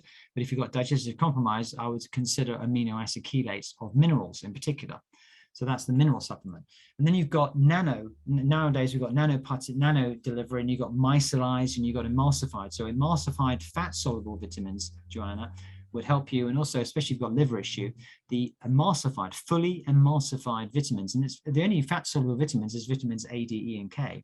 And I can absolutely recommend, the only company I know of that is an American company. And of course, there's so many, I'm sure I don't know about most of them, but I'm familiar with the big brands. But Biotics Research, if you can get hold of them, they often require a practitioner. biotics researcher in Houston area. They produce fully emulsified. They're the only company that do that. Other companies may produce emulsified forms, but not fully emulsified. And the fully emulsified vitamins A, D, E, and K. So their product is called BioAdek, BioADEK emulsion. It's fully emulsified, and it's a big difference to something that's only 50% emulsified. You're going to get more bang for your buck. And that gets absorbed into your lymph system before it gets to your liver. So it's going to be absorbed, very, very, very effectively. And those 4 nutrients are very important for your gut as well as the whole of you, for sure. And it negates the need of your pancreatic enzymes and your bile to work properly to digest fat. So the emulsified vitamins A, D, and K strike me as being very important. So BioAdek, very easy to take. A sort of it tastes a bit like paper. You press that little globule, and 5 drops a day of that one, if you can get hold of that one, because often they're through practitioners, the biotics research. BioAdek. But I would say that supporting your digestive system and the gut lining, which is where 70% of your immune system is, where more immune reactions occur in one day than immune reactions that occur in the whole of your body for the whole of your life. So it's a lot going on in there. And so we want to support your gut lining. And I would say this is not necessarily the place to completely solve your issues, Joanna, but I would say that, sorting your gut out is going to be imperative for your well-being, your comfort, and your longevity by all accounts. And I would say that would be an imperative thing. And then once you're there, then sure, I would say take a chelated mineral formula. So they're chelated, and it will say chelated. And that means and the various types of chelate, but basically the chelation means you're going to get the minerals transported. I would certainly get the emulsified fat soluble vitamins, and otherwise vitamins and minerals, a B complex may suit you too. I'm not aware of you might find a multivitamin and mineral where all the minerals are chelated, but I'm not aware of one like that. So it might be a few supplements, but I'm sure, listen, if I'm relatively hesitant to use the word, relatively expert on supplements, and everyone could probably improve and rationalize their supplement program more effectively. But digestive enzymes, gut lining, healing, anti-inflammatories for the gut, so certain probiotic strains may be more effective than others, and maybe supporting your pancreas, because I found that pancreatic insufficiency is rife. I'm hesitating to use the word that suggests it's common in the population, because that word begins with P, and I'm not sure I want to use that word again, because it just ain't true. Epidemic is a word like it, but it sounds like epidemic, but it's not beginning with a P. Susie's shaking her head. Susan's shaking her head. In that case, I'm talking about pandemic. So, oh my God. So digestive insufficiency is extremely common, much more common than was to be suggested by the P word. And I think getting that sorted, Joanna, it's worth seeking help, I would say, because I don't know how old you are, whether you'd like to share online. You're a woman of a certain age, and dare I say, you've got 10, 20, 25 years to go. And so wouldn't it be great to have a better quality of life for those years? It may be worth investing in resolving that digestive health issue. Is it low hydrochloric acid? Is it low pancreatic insufficiency? I wouldn't put my money on it because I'm not a betting man in that sense, but I've found it to be extremely common. And it's very difficult to restore it because the pancreatic enzymes reabsorb in the body, maybe up to 90%. So if you don't have enough pancreatic enzymes, imagine this, you don't have enough, therefore you're not making enough to reabsorb enough to make enough the next time around. And now we find Joanna here. She's on the floor. Hey, Joanna, your pancreatic enzymes are on the floor. And so to get them up, you take pancreatic glandulars and possibly vegetarian digestive enzymes and possibly the pancreatic glandular enzymes as well. So you actually get to reabsorb and get back up in a virtuous cycle so your pancreas can make your own. So if you take digestive enzymes, it actually helps you to make more, not less. It's not like taking hormones. Oh, if I take hydrochloric acid, if I take digestive enzymes, will I stop my own body making them? No, you help them make more. And maybe you can also see Antony on Zoom or Skype, because he's a genius. Well, no, I'm not. But if Susan thinks she is, then I'll stay with her delusion for a second. Okay. Because I know genius when I see it. No, I don't. No, I don't even know genius. I don't know. If I looked in the mirror, I certainly don't see genius. I think Einstein was well famed for having the largest brain on the planet. I think Linus Pauling, and I think there are some people like Alex Vasquez and maybe even Datus Karagian who have a certain streak of genius in them. But maybe I'm far too rounded of an individual to have any genius in me. You have your talents. Any more questions, Yeah, Joanna? we've got Ryan. Ryan's got his hand up. Ryan, go for it. Yeah, you mentioned testing for homocysteine. Yes. And the standard idea about homocysteine is it's driven by MTHFR, high homocysteine, and that you can treat it with methylated B vitamins. Yeah. Well, what if that doesn't work? Yeah, nice one. Love it. Love it. I've had the pleasure, and I'm leaving the secret. I've had the pleasure of meeting Kilman McCulley, who is the man who he signed the book. It's on my shelf there. The Homocysteine Revolution. Met him in 1990s, and his wife, well, while she was alive, Nina, and he was shafted. He was the cum laude winner of his student group in, I think it was Yale, Stanford, whichever it was, Princeton. #1 medical student, and he said, I want to study homocysteine, it's really relevant. And the powers that be said, no, you want to focus on cholesterol, that's why we make money on statins, don't do that, we're not going to fund you. So he said, well, sod that, I'm going to follow what's important for me in science, I'm going to go. And he went to work in this Georgia Veterans Association hospital in the backwoods, and still carried on for 20 years. He didn't have a revengeful bone in his body. He's such a gentle, lovely man. So that's a homocysteine story. And homocysteine is a toxic molecule. The more of it you have, the more likely you are to have heart disease, cancer, and other dementia, and so on. And homocysteine is it's derived from methionine, the essential amino acid, and MTHFR, methylene tetrahydrofolate reductase, depends on folic acid and folate. And what Ryan is saying is that what happens if you take the methylated B vitamins, we're talking about methylated B12, the B12 methylcobalamin, and the folate, which is the active folate form, and it doesn't work to lower your homocysteine, is what you're talking about. So it is interesting. Well, certainly there are other cofactors. You can have a situation where you need B6. You can have a situation where you need vitamin B2. So maybe you're taking a complete form, which is like a homocysteine formula, which can provide you with serine, B2, B6, as well as the folate form, sort of quadractive type folate, as well as the B12. And if that still doesn't work, then I would say, and I think in America you can get this, is that SAMI, S-adenyl-methionine, may be something to add to the mix. So it helps the wheels turn in the methylation cycle. It's something that's actually deemed to be a drug in the UK, and you can't get it on the shelves. You just simply can't get SAMI in the UK. Now, not everyone does well with SAMI. SAMI needs to be properly manufactured, so it's like drug quality, but SAMI may be a factor. Let me see. So that's my technical answer to you, is that maybe you got the mix of things. There's something called transsulfuration, which actually rely on which actually has an enzyme called cystathionine synthase, and that's actually the B6 dependent enzyme, and the methyl transferase is B12, and the methylene tetrahydrofolate reductase is the folate. So it may be that your folate wheel, which is generally one you can crank up, it's a very interesting example. And this is technical, but I think you can take it. The vitamins and minerals are cofactors for enzymes to work, and making sure you've got adequate amount means that those enzymes can work well. It's quite rare that you can up and increase them, except when the nutrient is a substrate, co-substrate for the enzyme, and that's what folate is. It's a rare example. So by taking more folate, you can actually crank the enzyme to work faster beyond providing with sufficiency. So generally speaking, and I know Indian doctors, actually I've been to India a few times, and the cardiologists recommend 15 milligrams of methyl folate. You know, it's like, wow, 5-MTHF, 50 milligrams to the cardiovascular patients, because they know that it's going to lower the homocysteine, just that. But no B12, no B6, nothing else. And so higher levels of folate. So then I'd question, how much folate have you been taking to crank the enzyme faster? And then have you got the other cofactors, would be a question. Maybe it's a rhetorical question, or you can answer it. And then if that still doesn't work, it's a curiosity. I wonder whether SAMI, and I'd have to show you the sort of the diagram where SAMI fits in, but SAMI may be something that can help to promote it. And rather than saying, take methionine, which might not be so helpful, but SAMI, it could help the wheels turn around. So I say, how much folate you've been taking, maybe not enough. Have you got the other cofactors for the other enzymes? So we've got the three enzymes, MTHFR, MTR, methylene transferase, which is the B12 dependent one, and cystathionine synthase, which is the B6. And then phosphatidylcholine may also play a role too. So it may be that you've got that going on, and it'd be curious to look at the devil might be in the detail, as opposed to you having a really obscure genetic disorder, which somehow means that you're going to make more homocysteine no matter what. So I think we go with the obvious thing first. We say, well, what have you actually got? What is your level of homocysteine? What is your methionine intake like? Do you have, of course, if you have enough protein that matches your needs, as I've been describing, you will be getting enough methionine. And therefore, if you had a lower protein diet, that may help it, but that may not be, you may not have a net win if you do that. So can I ask you what your level of homocysteine has been?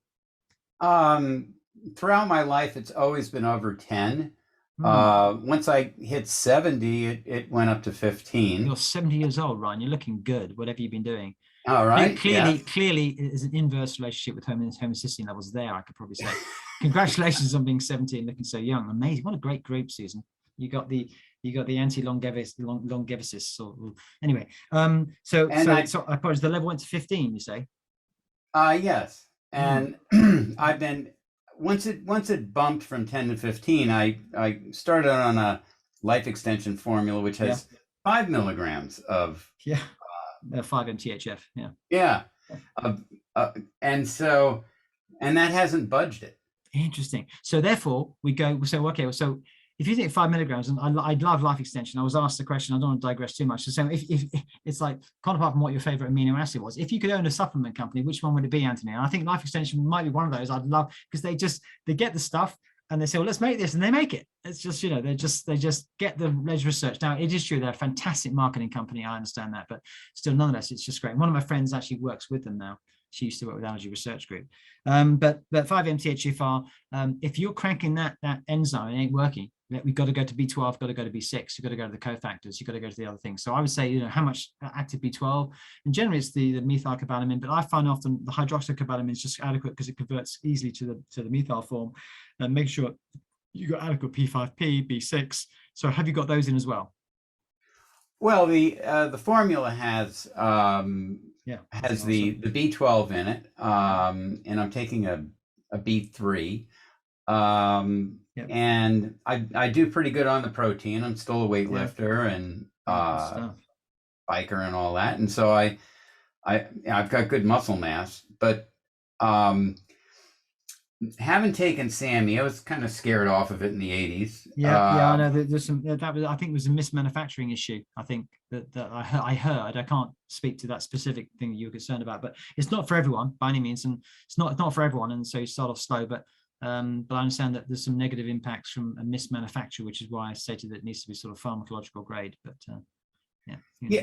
and you think then they actually might just be an inadequacy. 5 milligrams isn't enough. You want to go to 10 or 15. I would say rather than go for Sammy, I'd say make sure you get adequate. I mean, dare I say it, if that formula's got the folate and the B12 and the B6, don't forget the P5P. The B3 is separate, although that may help with cholesterol and like we're talking about Abraham Hoffa and niacin, B3 and nicotinic acid, and then niacinamide, etc. So I'm actually well familiar with those too. But I think my first experiment would be is that probably the easiest, most pragmatic, and the safest, if that's the word to use, because it's super safe anyway, would be to double the dose or triple the dose, and then see what happens. I mean, I think I would do that first, as opposed to, okay, let's take away the source of methionine. Okay, which is we take away your source for the lean muscle mass support, so we get a loss on that one. So I think double and then triple, and it's a question of, I know there are fingerprick tests for homocysteine, whether you can get that done in the post and it's easy to do, whether you have to go for a blood draw. But I think that would be my actual recommendations is, even though the vast majority of the population would have a nice level of 6 or 7 or 8 with homocysteine with that level of intake, given your evidence, I say I would probably take double the dose, take 2 or 3 of those, whatever it is, and then test again. What can I say? Okay. Yes. And the only place I would disagree with your story about the other guy was that I'm sure he didn't say sod this. Did you say sod this? Yes, because that's just from your country, not yes, here. It is. Yes, sod it. Yes, sod. Yes, yes. And of course, SOD, super. Yes, SLESS. I know different expressions. Yes. Sod is a piece of earth. Sod there. Oh, sod that for a game. Sod that for a game of soldiers, I think is the expression. So you're helping the lost in translation. Ryan is helping. Thank you for that. An SOD, superoxide dismutase, of course, is actually one of the sort of second or third most abundant antioxidant enzyme, but it's quite difficult to actually take it as supplements and actually have it be effective within the body. So anyway, Ryan, nice to speak to you. Congratulations on leading the life that I'm following in your footsteps, basically, is what we're saying. And thank you for leading the way. I think we've got, is it Suella? Suella, please unmute.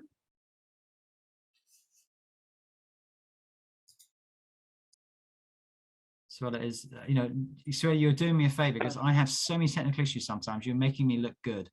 Thank you so much. Well, it's your intuition that is, that makes you even more stellar. Well, Suella. You have unmuted. I'm so sorry. You were talking about, I want to go back a bit. You were talking about collagen. Yes. And putting it in soup. Yes. Yes. So that was possible. It is, but I know that is probably the only protein powder that I could put into another form other than a smoothie. Effectively, is what I was saying. The collagen. Right. So the collagen needs to be enzymatically processed. Hydrolyzed is a word they might use, or triple enzyme processed. Because collagen, if you look at Wikipedia page, although a lot of the information then may not be wholly accurate, it's true, but they'll show you a picture of collagen. It's a long, thin protein. Mm-hmm. And if we ingest that, we'll absorb 10% maximum. So collagen has only recently been available as an oral supplement. For years, it's been used as lotions topically, and that may be useful too, because with skin deep levels, that's fine. But the various different types of collagen, type 1, type 2, type 3, type 4, I think, who knows, I think it's 7 or 8 or maybe 9 types of collagen. But so in order to digest and absorb collagen, it needs to be pre-digested by special enzyme processes before you buy it. And so it needs to say either enzymatically degraded, hydrolyzed, or in fact, the one I used has been clinically trialed and has got evidence by a multi-center study in Italy, as it happens. And that's made by Allergy Research Group. It's called Arthred. I have no financial interest in any of these companies, by the way. So I'm not, if I did, I would tell you. Like I said, if I had that Hayn's test, a test on the finger prick test for nutrients that you need to test, I'd be selling it as a promo for sure. But so Arthred collagen is a very good one that I know have gone through 3 different enzymatic protease enzymatic degradation processes, which means it's readily available. We absorb 90% of it rather than 10% of it. So basically, the more, generally speaking, collagen, it's gone crazy. The market must be worth millions and millions now of collagen. It's a stunning thing. It's not a complete protein, but it is supportive of our body. It can help the gut lining and it can help the muscle mass, but it helps connective tissue and tendons and ligaments. And as we get older, we have a higher need for that because we're less efficient in turning those tissues over. And it is possible, without clumping, but it can be put in soups. But generally speaking, most collagen powders are still better off put in a smoothie. So it's a question of finding the right mix. I actually sometimes put collagen powder in mashed sweet potato or mashed potato. So I just put it in and mix it up. Or if I'm having a non-dairy yogurt, I might put it in the yogurt. So what I'm saying is it's not my favorite thing to put it into a soup. I just know that it can be. But equally, chicken stock does contain, other than the array of immune supportive nutrients, so chicken soup, good for the soul, that kind of thing, it's good for the immune system. It does contain, so chicken stock, I'm a big fan of stocks and broths, which does contain a useful source of collagen too. Was there another point to your question, Suella? Yes. Following on to that, you were talking about different organic milks. Yep. I think one was soya, one was almond, and I can't remember. Yes. Well, actually, I have organic. Actually, I've got coconut milk, which I can't find organic. I can't find it. So I actually vary it. But coconut milk, soy milk, I have rarely. It is true. And I think in England we tend to have less soy, I think, generally than in the US and North America. And also oat milk on occasion, rice milk, and almond milk and coconut milk. And so I have organic almond milk and coconut milk are the 2 I use most often for my smoothie, if you're asking me personally.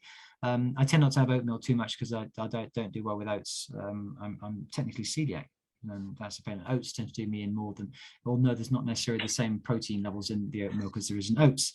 So yeah, just those variety of milks. I haven't had cow's milk for 25 years plus. Myself, I'm not saying anyone shouldn't, because unpasteurized milk can be very nourishing. Thank you. You're welcome. Thanks. Brian, do you have another question? Who is that? Sorry, Susan. Ryan. I don't know if he's got another question. No. Okay. But thank you for your thoughts and contributions. And I love to. There's a famous Beatles song which says, "I love to take you home with me," but of course I can't take you home with me. But I think it's. Yeah, I can't remember the name of the song now, but I'd love to have a conversation longer with lots of you. Be very, very interesting. I hope it's been interesting, educative, and actually, and ultimately, personally relevant to you, which is really what we want.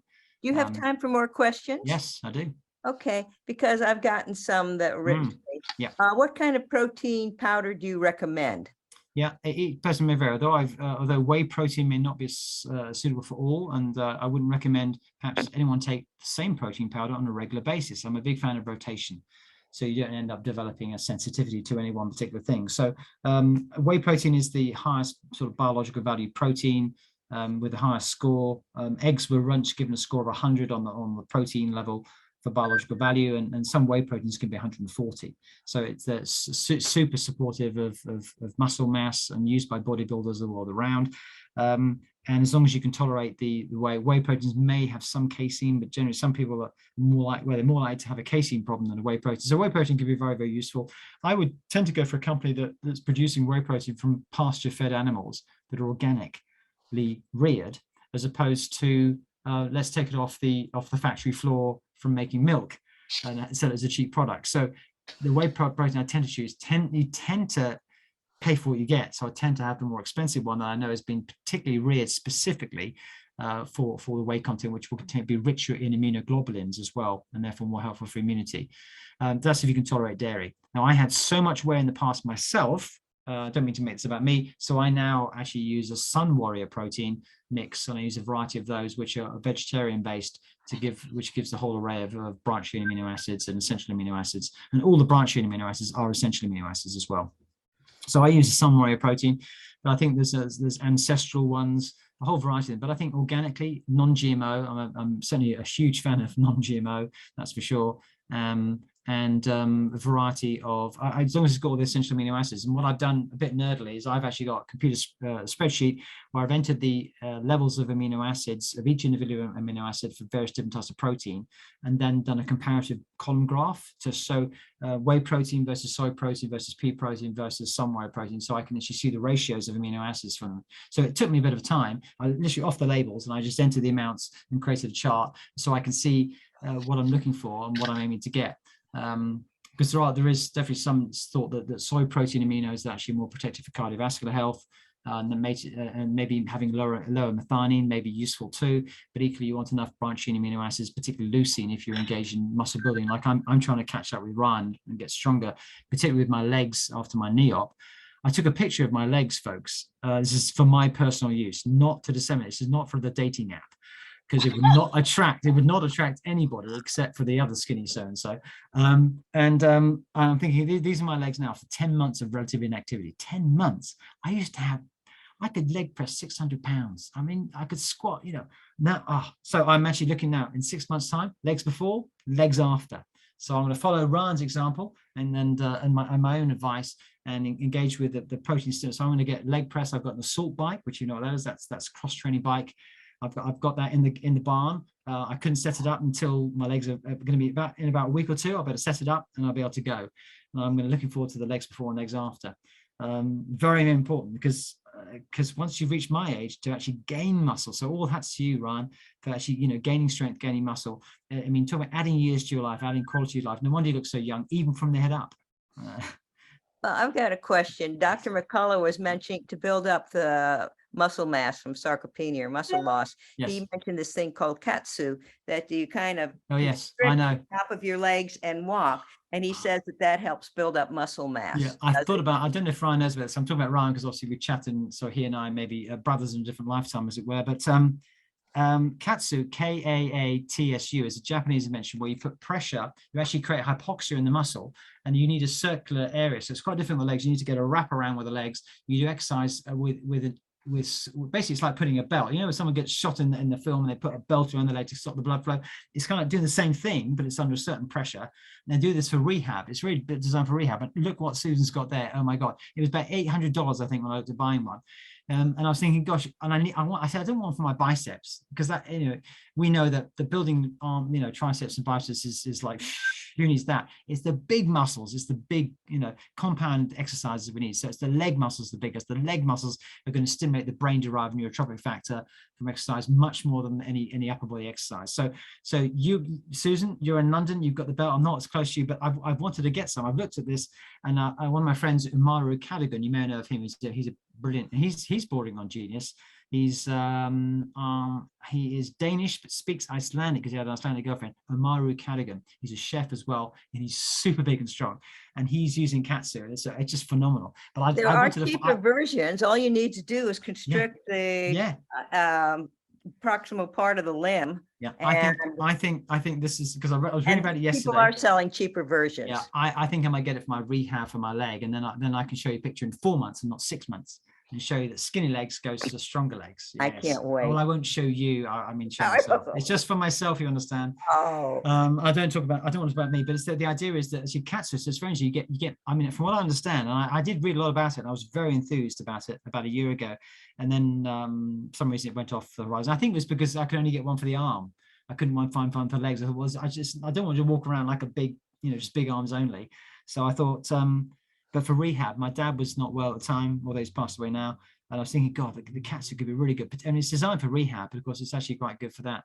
I haven't ever used it, but I think I might look into it more, particularly for my rehab for my legs right now. So thank you for raising that. Catsuit, Kaatsu. Somebody had a question, is protein powder too processed? No, in fact, the beauty of the processing and of course, avoid processed foods, but you need this technological advance of processing in order to extract the protein from all these veggies. Actually, I don't know how much it would be, but I think it would be about this much to get this much protein. So you would never be able to eat all that. And Joanne would have a real tough time with her gut if she ate all those veggies. And you need to break it down to the protein. So you need the processing. So no, you actually processing the protein out of the food you couldn't eat in order for you to get the protein that you need. So I understand that the processed food is a negative, but we need the processing technology to make the protein powder available. Thank God for that. Somebody asked about coffee.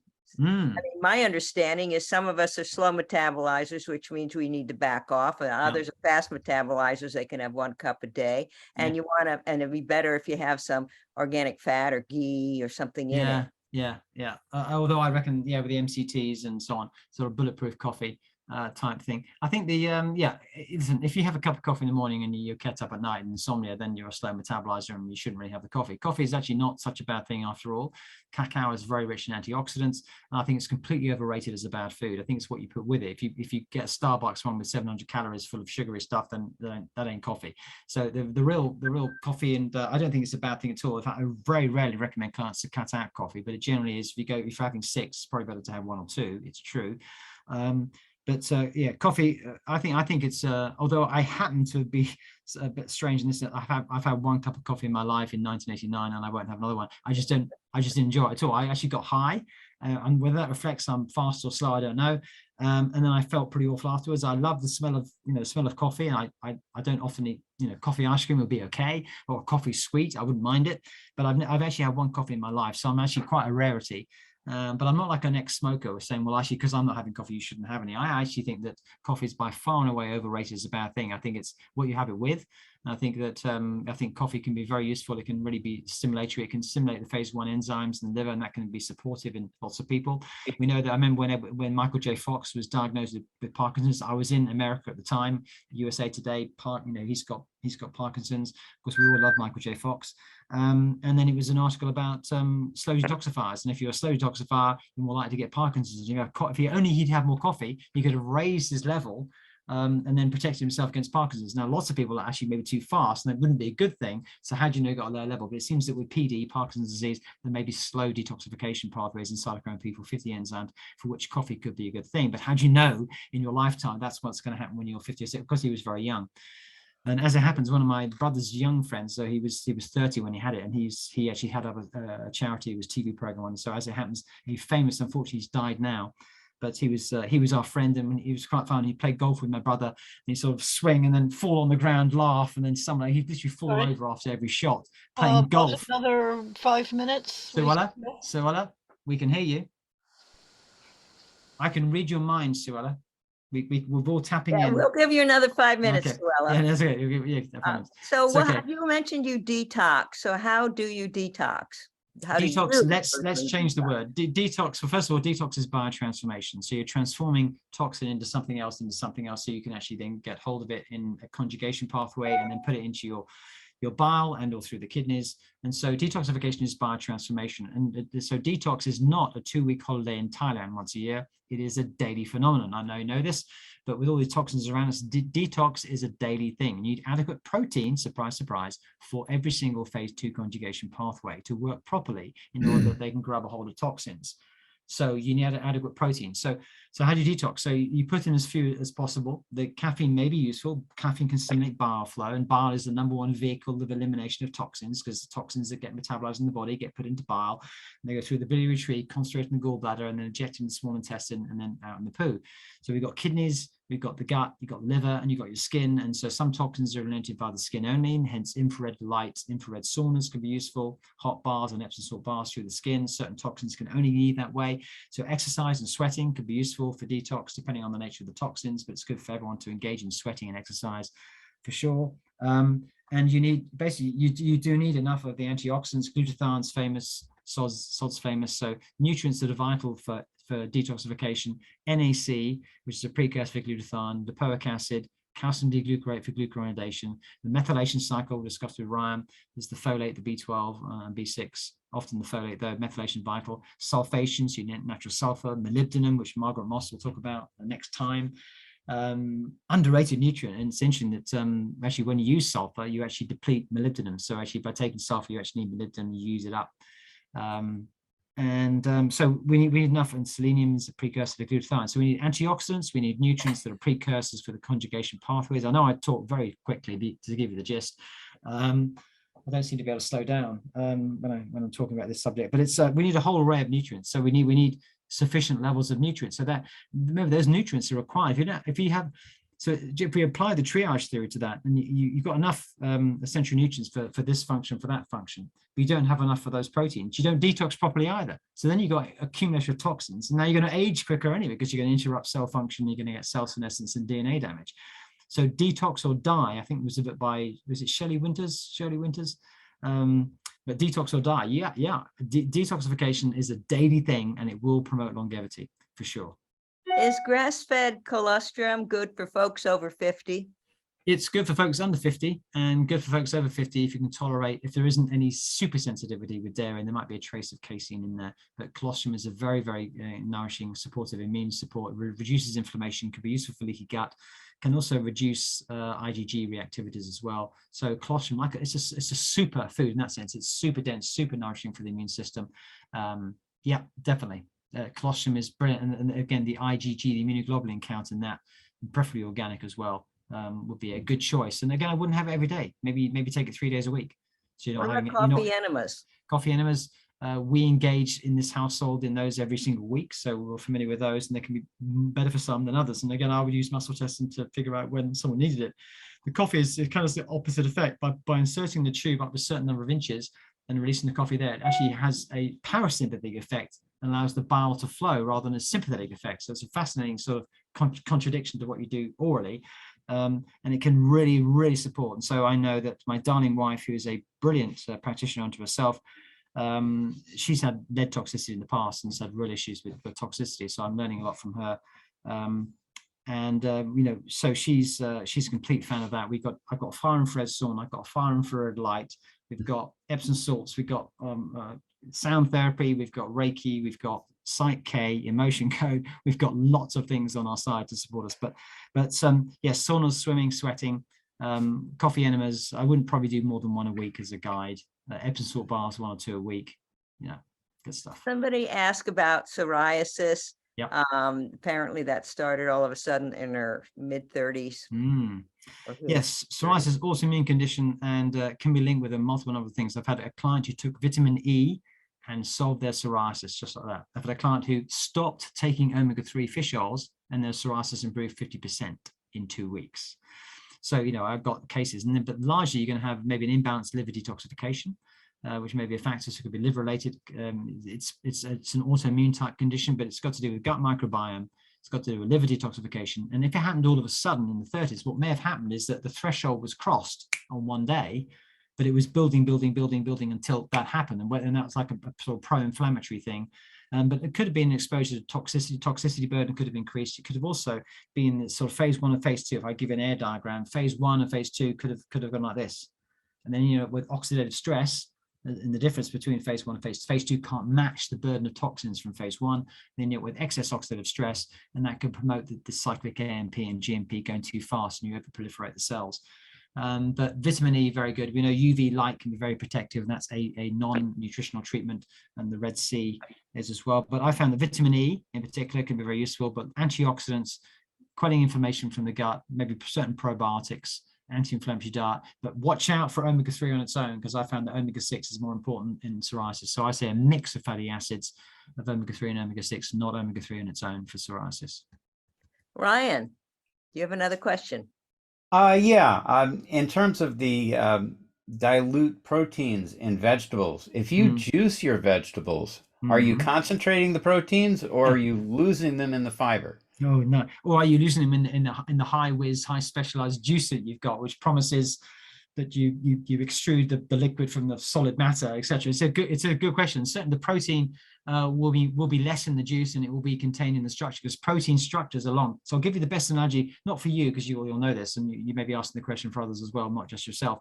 Is that so if you juice things, you're going to get concentration of the phytonutrients, and so you get the burst of micronutrients, but also with the juices of things, you're going to get a concentration of the sugars too. So if it's vegetables, then there's very little sugar. And obviously with fruits, I find some people are hooked into fruit juices and juicing fruits and think, God, you're just getting a fructose hit.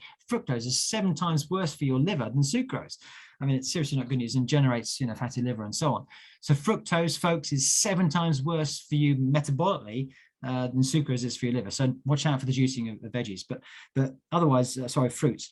But veggies wise, I'm not sure I know the full answer categorically, because I haven't read the study on it, but I would reckon you get less protein because the protein structures. So the best example to give you is an egg white beaten, which is the precursor to meringue.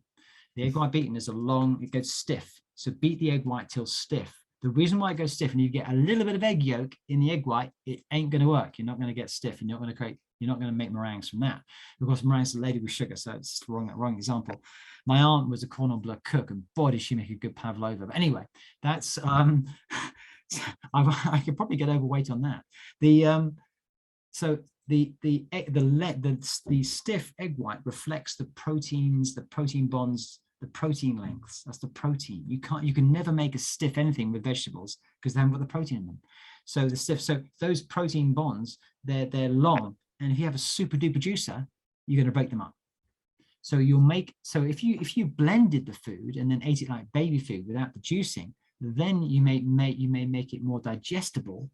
And that may be, so therefore older people, no teeth, let's say, whatever it might be, or gut issues, you say, well, I'll have baby food, I'll blend the food. And the blender is actually breaking down the proteins and making it less hard work for the body to digest those proteins. But if you have the juice out of it, you've left a lot of the protein behind. You mentioned digestibility there. If you juice brassicas without cooking them, are they not so digestible, and it's not a good idea? Interesting. Certainly, I'm a fan of Joel Fuhrman. Do you know Joel Fuhrman? Yeah, I've met him as well. He's signed another book on my shelf, and I like the guy. He riled people up the wrong way, I think, at the IFM. I know he's got his own. He's got a certain technique. He was an ice skating champion, I think, and a medical doctor. But the message he gives, I think, is brilliant. I love his aggregate nutrient density index scale. So I think he's brilliant. Listen to the information, not necessarily listen to the style in which he delivers it. So he refers to that, and certainly when you're cutting, he refers to if you cut a mushroom or cut a brassica before you cook it, you release the defense molecules in the plants, and those defense molecules are actually what prompts our own bodies to stimulate the aryl hydrocarbon receptor within our gut to have an anti-inflammatory effect. So, but ideally, if you don't cook them, there's a small risk of having a goitrogenic effect of interfering with iodine metabolism, and that's a possibility, although I think it's overplayed. And also you've got more chance of having more wind. I know that for sure from having raw brassica, no doubt about it. So if that's the case, it suggests, well, actually it's not so well digested. So I think the wind is a reflection of that. So I think I tend to agree with you. I think having raw brassica may be a mistake, whether it's blended or juiced or just raw is probably a mistake. I think slicing it and then par cooking it is probably the best way to go for brassicas. Does that answer the question? Mm-hmm. Yeah. We have a question talking about detox. What about zeolite in helping with detox? Yeah, zeolite. Long been suspicious and skeptical about zeolite. I think skeptical, which is the fifth of the 5 agreements. The 4 agreements by Don Miguel Ruiz. Some of you may know this. He won his humanitarian award from the Mexican government. Who knows if that's a good thing or not? But he did, and it's published in many languages, millions and millions of copies sold. The 4 agreements: be true to your word, do your best. Don't take anything personally. Don't make any assumptions. Don Miguel Ruiz Jr., his son, years later came out with a fifth one, which is be skeptical, be open to learning. So I've been skeptical but open to learning about zeolite for many years. Now, if I turn the camera that way, you can't quite see it. I've got zeolite on my shelf. So with the muscle testing, especially with my wife's lead toxicity issue in the past, and being aware that detox is an everyday process, I actually take a nano zeolite every day. It's a sort of, it's kind of like one of those sort of like, is there science behind it? Is it so nano? It's so small. But I do find kinesiologically, it's come into my consciousness more recently, and I think that I've got one made by Touchstone, and I believe it's a supremely useful thing. And I take 4 sprays about 3 or 4 times a week. So I'm a fan of specific types of zeolite. Zeolite is like saying the word pizza in a way. It's like, well, what exactly is it? And it's basically sort of a nano formula of multi-nutrients, minerals that help to displace or grab onto toxins. So I think that there's a lot more I need to learn about zeolite, and I think the people who've been making it have been way ahead of me, because I've been doubting it, and now I believe it. And God, 20 years ago I should have got into it when I was first introduced to it. But so I think zeolite, the right kind, I think there's a supremely beneficial thing in these times. And we have some people that really want to get a hold of you so they can take advantage of your great combination. I'm writing my email. Good. in the do chat. And listen, a big pleasure. I charge a UK fee, and there's a translation to dollar. Antony J Haynes at AOL.com. That's the best way to contact me. So I've been consulting. That came to me. So direct. Let me just, okay. Maybe you can, to everyone. There we go. Everyone in meeting. I'll do that one. Let me do it. It's Antony with no H. I'm writing it now to everyone now. Okay. Now I've got hold of this tech. It'd be a pleasure to speak to anyone. So let me just make sure I got that right. Antony, how do you manage thousands of clients? I don't have 20,000 at one time. This is 20,000 in my 30-year of career, my 30th year this year. I've had 20,000 clients over time. So I have a full clinic day on Tuesday and Thursday. It's usually back to back. I mean, so it's 7 or 8 hours straight through. And then I write down recommendations later on in the evening. So work too hard, you could say. But also it's I love the Zoom or the Zoom or the Skype call, because effectively having you in my line of sight, and most of my clients, the vast majority, not everyone, and I'm wary of those, I work with as a partner, and you want to be there, I want to be there, and actually that willingness breaks down, it sort of breaks the ice, if you like, and then there's a connection. And certainly there's no doubt that everyone I've spoken to today, there's a communication. You could be living next door to me and I'd be having the same connection as if, so that's very quantum, and I'm sure we all get that. And I understand that, I mean, I love Einstein's quotes. Who knows what he said and what he didn't say, but I know he did say that that he was very much into the quantum of nature of things, but he also said that imagination was more powerful than knowledge, which I love as as one of his many quotes. But so very much into quantum. So it's actually, I need the partnership with a client. So I need you to be willing and engaged to, if I like, suspend belief or have the fifth agreement, be skeptical, be open to learning, because I will engage in that process. And dare I say it, and I will say it in this group, even though it might sound silly in other company, but my guides talk to your guides, put it that way. And I'm blessed to be able to access that. And so I'm full of humility and grace. And I do have prayers of thanks and grace every day to just to have that connection. And to me, it's a sincere, intimate connection with folk that very few people actually normally engage in. So to me, the only conversations I generally like to have are pretty intense, meaningful conversations. And so as I said, all of you were talking on the plane. We wouldn't be talking about chit chat. We might vent off about what crap's going on in the world right now. But generally, we'd be having a meaningful conversation. It'd be worth having that one, as opposed to, blah blah blah blah blah. Which I'm not really into. So I'm a fairly intense individual, but I also feel blessed for that. And I have also the amazing capacity to function at a high level most of the day. Somebody wants to know how much you charge. The charge is £270, which should be way more dollars, I expect. If it's 83 pence per the pound right now, I think, but £270 for a 1-hour consultation. What I do is I ask every client to fill in 2 detailed questionnaires and a 3rd case history information. So I will share with you that I read all that information plus any test results you send me in advance of the first appointment. So the first appointment, although it's an hour, it's usually about 2 or 3 hours of my time for the reading of the information and then the report writing afterwards. So that information in advance is vital. And during the consultation, I actually use my kinesiology skills to identify the key priorities in you the person needs to address, because many people might be a candidate for multiple points of intervention, which we could all identify. Oh my God, I've got so much to do. Joanna clearly has a need for gut health. And is it in the gut? Is the problem in the gut, or is it in a nervous system, or is it in an organ, or is it, so where is that? And so it might be obvious with Joanna, for example, so look, she's got priorities in the gut. Or is it that there's an energy issue? Is it a mitochondrial issue that's preventing your pancreas from making adequate enzymes, and actually it's manifesting in the gut? As Einstein said, often the solution to the problem is not actually manifesting where the problem arose. But I think in the body, I think for Joanna, as an example, it would be that. As what's going on for Ryan is, it would be, given that homocysteine metabolism is largely occurring in the liver, it'd be very interesting to see what else is going on in the liver interrupting that. Is there a toxin issue, for example? Coming back to that, Ryan. So if that experiment of going to higher levels with that life extension product just doesn't work, and of course it's going to take maybe months to find that out, then we have to take a 35,000 foot view, go, hang on a minute, what's interfering with that process? And the only thing what comes to mind, toxins first, virus second, but toxins first. Toxin burden. He said unbelievably 70 years to accumulate a toxin or two. Even though with sweating, he'd have eliminated a bunch of them anyway, but there could be toxins, they're forever molecules. They're not going to leave the body, and they get in the way, and there could be a toxicity issue. So it's interesting. It's certainly interesting that someone who's doing so much should actually, you're choosing a very good marker, because I think that CRP, high sensitivity CRP, TNF alpha, interleukin 6, and homocysteine, maybe oxidized LDL, they're pretty good markers to look at, whereas cholesterol is generally a waste of time on its own. Anybody have any last questions? It's for Susan and I, it's 7:12 in the evening in the UK. Oh, it's time to go eat. Time to eat again, because I need to get the protein. I need to have some protein intake, otherwise I'm going to lose it. And I'm trying to compete with Ryan, because competition is important, right? You've got huge muscles. Yeah, Okay. whenever anyone does that, it's like, no, show me your legs, and that's what I'm going to be going for. So I always think the bodybuilders, like, shoes, it's like, show me your legs, show me your legs. My son's doing CrossFit, and he won't have anything to do with upper body at all. Just show me your legs and back. That's where it's all at. Anyway, so it's there we go. I want to thank you very, very much. It's always an extreme pleasure to have you. Next month is Margaret Moss, who's a great nutritionist, and following that is Julia Ross. Yeah. 3 great nutritionists in a row.